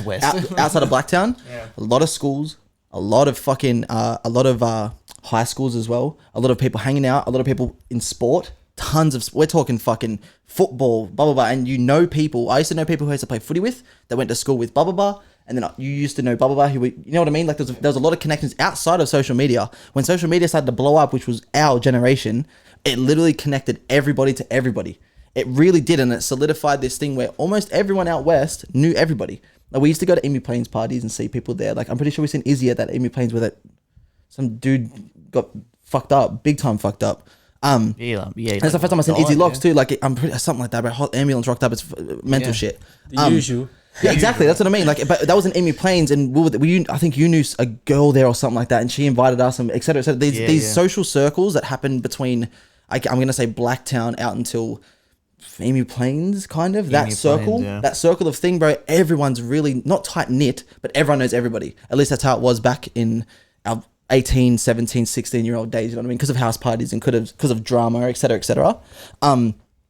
And it really connects people up, bro. And it's tons of stories too. My dad said it when we're talking about that shit, bro. He's like, there's nowhere on earth like St. Clair. There's nowhere. It's like a fucking movie town. Like it's like a movie place. It's literally a movie. Some of the shit that happened here, bro, is fucking jungle. crazy. Same as like fuck. You could say the same as Mount Druitt. You could say the same as Penrith. I guess like those areas had solidified stories, fights, fucking drama, people doing this, that, whatever else. Like it all happened. It's fucking weird. You could make a movie about it. Realistically, people have too with a lot. I mean, American people at least about certain cities or certain their states, the and Bronx shit or whatever else. And even though it's nowhere near as bad as America, fuck that. No. It still has that connection. You can't take away from that. We still have house parties. We still have connections. We still have people that we know. They still have drama, et cetera, et cetera. People aren't getting shot and shit. It's not that, but it's still there. It's still. It's interesting that you say that too, because for my generation, it's definitely a little different. It's definitely not cool. Tell as- us about that. Because man, like for you that don't know, I'm 3 years younger. than me, yeah. Bro, I'm 26, lad. I'm old as And fuck. like I definitely don't know as much people, and I still don't. But that's the thing. I don't know if that's just me, because out of my friend group, I definitely got friends who know everyone, and then I'm always the other friend that's with them. Like I don't know anyone. But like, Yeah, you I know feel what? like it's definitely died down to when because most of my friends have brothers the same age as you. Well, you know So- what? Also, my sister is your age. And my sister wasn't in any of that shit. She has no idea about any of that shit. I tell her stories about what I used to grow up in, bro. And she was like, man, I was fucking chilling. I was in fucking high school doing nothing, bro. Like, I didn't even know who the fuck you're talking about. So I guess it is what you put yourself into at the same time. We Yeah, were it's fucking, we kinda weren't who you're we weren't around. gangster or anything like that, but we were street rats, straight up street rats. We were fucking doing street rat shit with my homies, man. Like fucking, we were.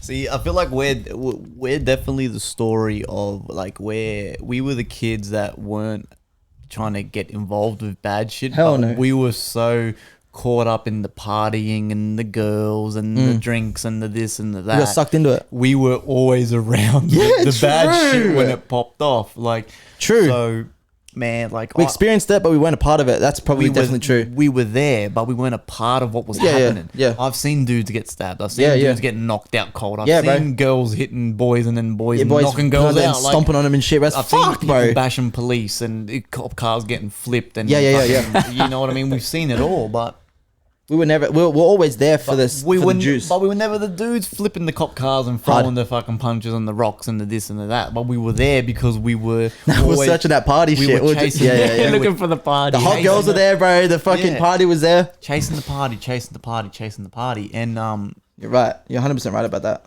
something interesting too that I want to kind of bring up too, which is someone I would love to bring on the show one time would be Andrew Bristow too. I remember. Oh, man, bro, I love that cunt, like, bro. Shout out Bristow. he He's a was- mad cunt, bro. Man, Fuck. he was the first dude that like got me like. So I remember we used to go to parties all the time, man. So like me, Brad, and shit like that. Mobsy Jai, Andrew Bristow, Scotty Mead, man. And we'd get on buses and shit to get to these parties out in Emu and Penrith and wherever. And if it wasn't for Bristow, was the first dude that taught me like how to dance like in public straight out. Because I never used to be the dude to dance.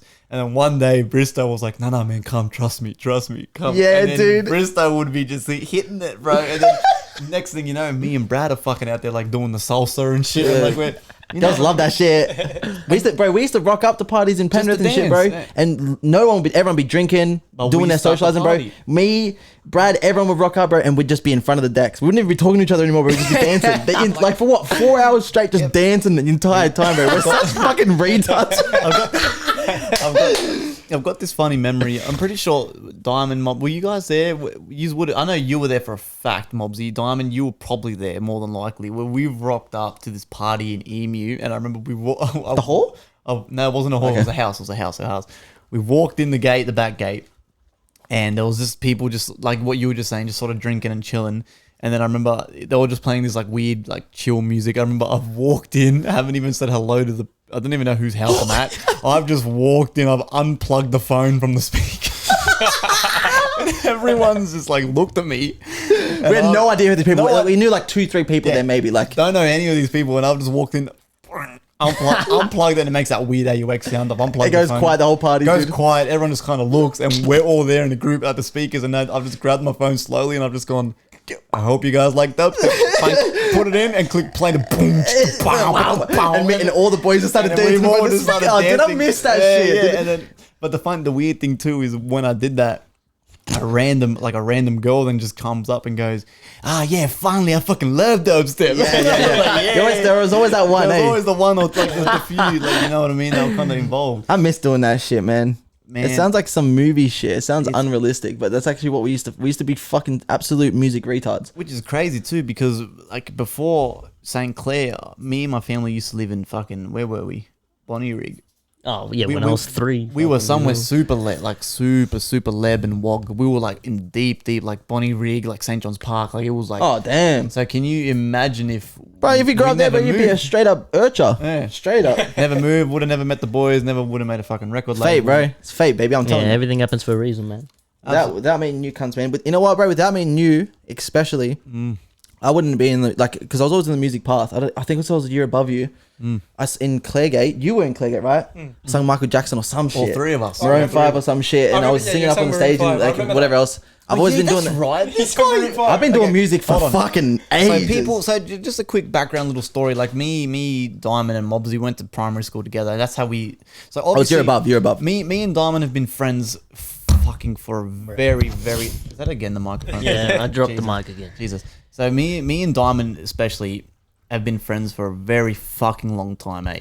As soon as you moved to St. Clair. Literally, like I was like the little wog kid and shit, and then like straight away I just clicked with. I don't even remember it really, but me, Dimond, Yeah. McCann, and Jai, we've been friends since primary school, so you can do your calculations, right? It's been many 2006, bro. Would have been Many graduated moons. around then. Many 2000-ish. Or even before then, yeah. Yeah, So yeah. Mobsy come to he was at our primary school as well, but he was in 1 year above. This motherfucker was fucking performing and like singing in front of the school Maroon when he 5, was lad. like 6 years In old. front of the like, whole school. like fucking. That was sick And I performance too. still don't have the reason. Like, It was Maroon 5. That was Maroon 5, yeah. So that's how I guess the whole music thing got. So Mobsy was kind of the kid who was just was blessed Let's see the with kid. being. He was Entertainer. blessed. He was Yeah. blessed with being good at being able to sing already. I didn't even think of that shit like in know the what I mean? connection to. I never actually really thought of that. 'cause Your it's so- mum's a crazy singer. my mum's fucking And nuts. your My sister sister, bro. is No. a Listen, crazy Megan, singer. the youngest sister, Yeah. she's like 17 now. Bro, she's a fucking nut. She does proper like, Beyonce? Right, because I call myself a singer, right? But I can't do Justin Bieber. I can't do the and all that sort of fucking crazy stilet, whatever we call it. Bro, my sister, man, fuck. My sister hits notes that I've never heard before. I was doing, what was it? Have a happy Christmas. We were singing that as a family. Right, and we all went quiet, and my sister was like in the corner. She's real shy, bro. Shout out Megan, by the way. just boost out with Bro, she literally starts going, and just doing, bro, and me and my whole family are sitting there like, what the fuck? And then she noticed we're singing, bro, and she goes, and turns off the mic, then goes and runs in the room. She's the best. She's absolutely Yeah. killer. Like, no, I'm telling you, man. In a few years, I've been teaching her songwriting and stuff. We have to get her on drum and bass and dubstep and shit, bro. Like, melodic dubstep, she's got, fuck, bro, man. her That'd be voice. She's dope. got That'd be nutty. you know what? She's got an angelic voice. Yeah. She's nutty. She's nutty. It's anyway, but fucking yeah, bro. I'd never made the connection between singing and even high school. It's because I stopped. Right, I became of age. I became like in year 9, kind of grade 9. Started to fucking wanted to hang out with chicks and etc. etc. Yeah. Wasn't drinking or anything like that at that young age, but I started just. I had other focuses, man. Not You know what I mean? focusing on the craft. I had socializations to do. I was becoming a more not embarrassed, but I had like a reputation, not a reputation to uphold either. But you know what I mean. Singing up on stage became like a lesser thing for me to kind of do. Well, it's funny that you mentioned This fucking mic. It's a stand, man. I'm trying to get comfortable, man. Fucking hell. Look, it's funny you say that, Mobsy, because something I also wanted to bring up is before we were friends, I remember like going through St. Clair High School anyway. You were fucking popular. You were probably People say that. No. No. People say that, but I wasn't one of those popular kids. Yeah, but the thing is I had that friends, but no, you never had a specific friend group. Nah, Every day I'd see you hanging someone out with else. someone else. And, Yeah. But you were always vibing with these people that it looked like you were mates Yeah. with them for ages, but you were just sort of just hanging out with, you were always like yeah. a lone wolf. You're the first friends that I've hung out with for Doing your own for thing. more than a year. And then the trippy thing is after we've all left, like not left school, but like I remember one specific night, I won't get into details of what we were doing, but we were out one night and you were out as well with a few other boys. We've met up.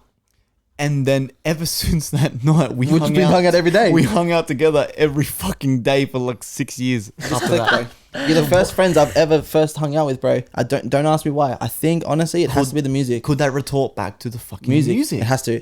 Because like every other friend that I had, it's not like I was fucking searching for it, but like I don't know why I couldn't stick to a certain friend. It was like hanging out with more people. I think I really enjoyed hanging out with different people instead of just being friendly with meeting people, new whatever. people, So, yeah, it was great. But when I started hanging out with these cunts, bro, dubstep one. I think the only dubstep song I had saved was Triple X. X-rated. That shit was fucking disgusting. Anyway, so that was like, I knew already kind of liked it a little bit. I was listening to a lot of Daft Punk back then and shit too, which not a lot of people listen to. And the music conversation had already begun. These guys were showing each other music and shit. I just fell in love with it. I also fell in love with partying, dude. Before you gotta understand, you guys were doing the party thing at a young age, bro. Yeah. I'm a late bloomer. Yeah. I turned 18 and I started drinking it like 2 weeks before I turned 18, lad. I was proper late bloomer. Yeah. But I went from not doing anything at all and then being 18 and a half, bro, and I was into it. straight down the gutter, bro. Like I delved myself deep into it. But I think that was at that point, especially being out of high school and shit, you don't hang out with a lot of people and whatever else. Like I solidified my friends. I was hanging out with Aaron Pendleton a lot at the time too. I still love that kind of death. Shout out No. man. Pendleton He's is killing one it. of the most. He is in that fucking real estate shit, dude. Yeah. But yeah, I got nothing but love for that cunt either. Like, Hell yeah. like nothing but love, right? He's one of the best people in the world. Hell yeah. But yeah, I was still trying to find my person. I really was. Even up until that age, I was still trying to find my people, bro. You know what I mean? Like, but I just stuck with you guys because you bunch of fucking mad cunts. Well, I know. That's only fucking explanation. I think the music and just the fact I've never clicked with people more so than you guys. Man, it was very weird. Because you guys already had solidified your friendship between you, Brad, and all the boys and shit. Dimond, You guys already had that, and for some reason, I was never a side character with you guys either. Like from the second we hung out, bro, I was a partier. You were the boys. I was man, accepted in straight away. Hell Like it was yeah, man. unbelievable. Hell yeah. That shit's again fate, bro. It's pretty rare too. That's rare for champ shit, sure, bro. man. That's rare champs as fuck. When it's right, man. We've Just hung out happens. with a lot of people. Oh, That's Most I of them never. aren't here anymore. Like, that's another fucking Oh, story. bro, yeah, you know what? That's happened man. all through all through life. Actually, People come Mikey's and go, house and people like come and go. it's a normal thing. I think. Yeah, It's normal. Yeah. Like I think you guys are the opposite. You guys are the fucking black sheep for just hanging out with the well, same yeah, people no, all it's, through high what school. we're doing mate. is weird. Most people Yeah, keep yeah, moving yeah. on. Like Yeah. you leave school, you go to college, get college friends, whatever. You go, then leave that, But go to not work, us. get work We're friends. friends. But like We stuck always got the together. same friends. See, that's another thing I always think about too, but I've been able to accept, which is kind of hilarious. Like, I know for a fact that we're the weird cunts. Yeah, no, we We've are. always You gotta done- embrace it, man. Yeah. So you embrace it and shit like that. But so look, 100%, bro. We're not normie. We're the opposite of normie for sure. yeah. But we're not mudbloods though. Nah. That shit. Fuck being a mudblood, dude. Okay, so there's one story I need to ask Diamond to please tell, right? Because something that's been, this is off topic as fuck, right? And I mentioned this to DZ earlier, right?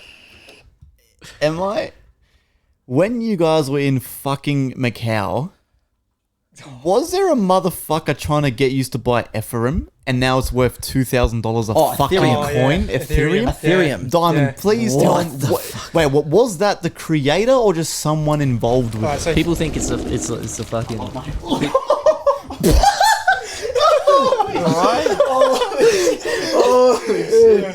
Shit, sorry. Oh, wait, I'm out of the picture, G. And start. all right, so Okay, yes, rolling. please tell the story. so Ethereum. All right, so we're at Hong Kong airport and we're waiting for Brad and Mikey. Oh, the airport. Yeah, so we're at the airport and Brad and Mikey were coming back from the Europe trip. Yeah, to come visit on the it was like a stopover on the way home. Yeah. And yeah, we're out in the smoking area and this like big. He looks like the Fucking sweaty the nerd. dude off Lost.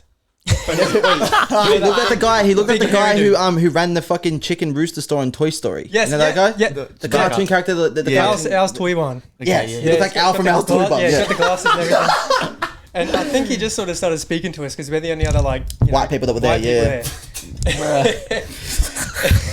Fucking hell, man. It was a tough night. Keep going. Keep going. Yeah. So yeah, he starts talking to us and he's like, "Oh yeah, so do you guys know about cryptocurrency?" And we're like, "Oh yeah, Bitcoin, whatever." And then he's like, "Oh yeah, well, like I've been working on this cryptocurrency. It's called Ethereum." And we're like, "Oh yeah, cool, whatever." And he's like just telling us that he's been working on it and that it's like going to be the next big thing. And yeah, he's like he just travels around the world. Like apparently that's what he's telling us. That's why he's in Hong Kong because he's American. I'm pretty sure. Yeah, he was American Yeah, for sure. American. Yeah. Canadian, something like that. Something like that, yeah.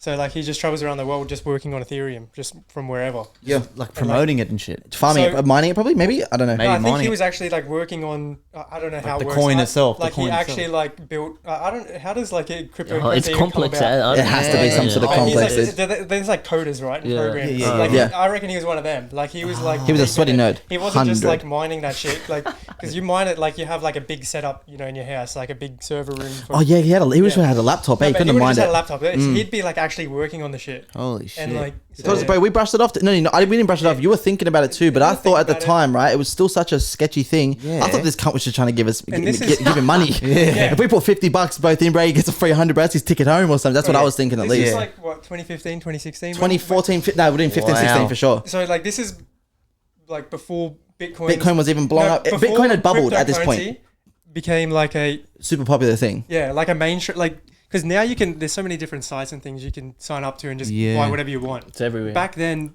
there It was wasn't a lot anything harder like to that. do. You There was had no wallets and shit. I Like, looked up. You'd have to go to like an American site and things, and then you'd have to like the wallet things that was all sketchy. Like I had no clue about anything. Now you just like go CoinSpot or whatever and Yeah. buy shit, and it's just yeah, there. buy shit Easy straight up. as.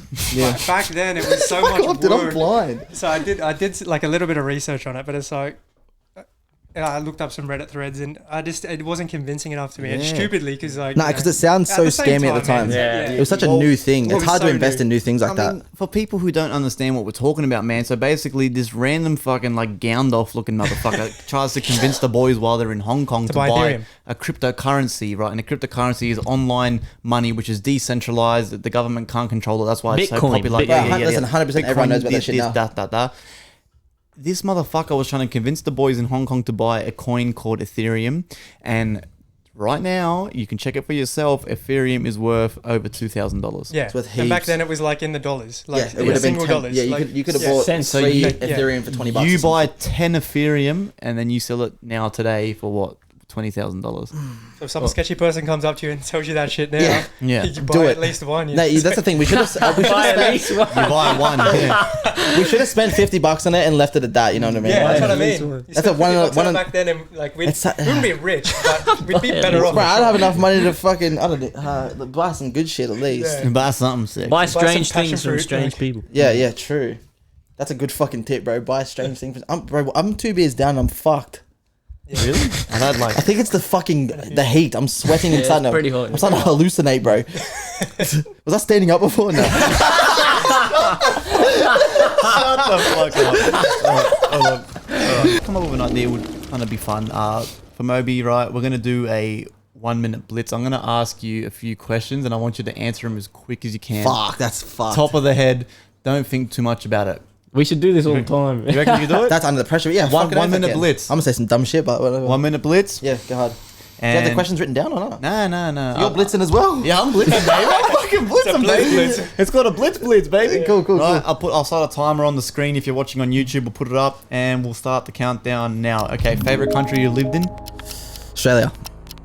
Okay, wow, that was surprising. Good answer. Favorite food from this country? From Australia? Yep. Shit, pies. Fuck it. Okay, this is fucked up because I thought you were going to say an Asian country. That's all. Okay, I'll go back to it.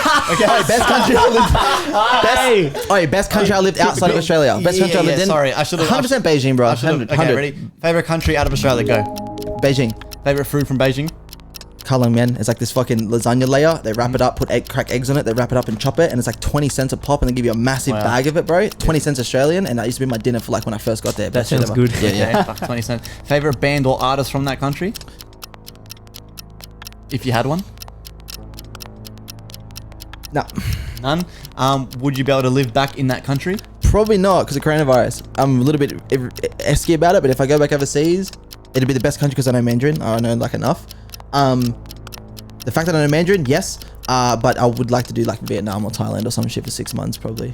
Okay, and so say you're forced to go back and live in that country. You can only take 3 people to live with you, not including family. Go. My miss, John Howard, What the fuck? and Should take Kevin Rudd. Kevin Rudd. Wow. I think he can speak Chinese.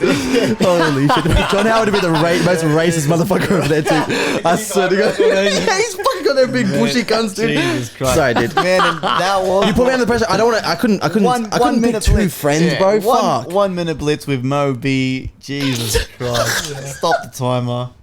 I guess I should have really fucking. Write the question. If you wrote some really juicy questions down, then yeah, maybe. Next time I'll write them down and drag it out, but I probably should have been You specific. should, yeah, do a more Country. Yeah. Fucking the first thing Your favorite color, your favorite food, your fucking. Favorite country, mind you, I've lived in 10 countries. Favorite country, Australia. Same clue. It was a good answer though, bro. Straight West up. Sydney. Dope ass, boys. All right, We'll work on that. we'll work on them one. It'll minute, get better. man. All right, boys, we'll wrap that shit up. Peace out. Thank you guys for having me, boys. bro. That shit was fucking awesome. Until next Shit was time. fun as. Until next time, man. Next episode 100, and we'll smoke the cigar. Yeah. Yeah. Thanks for tuning in to FireCast, guys. Thank you.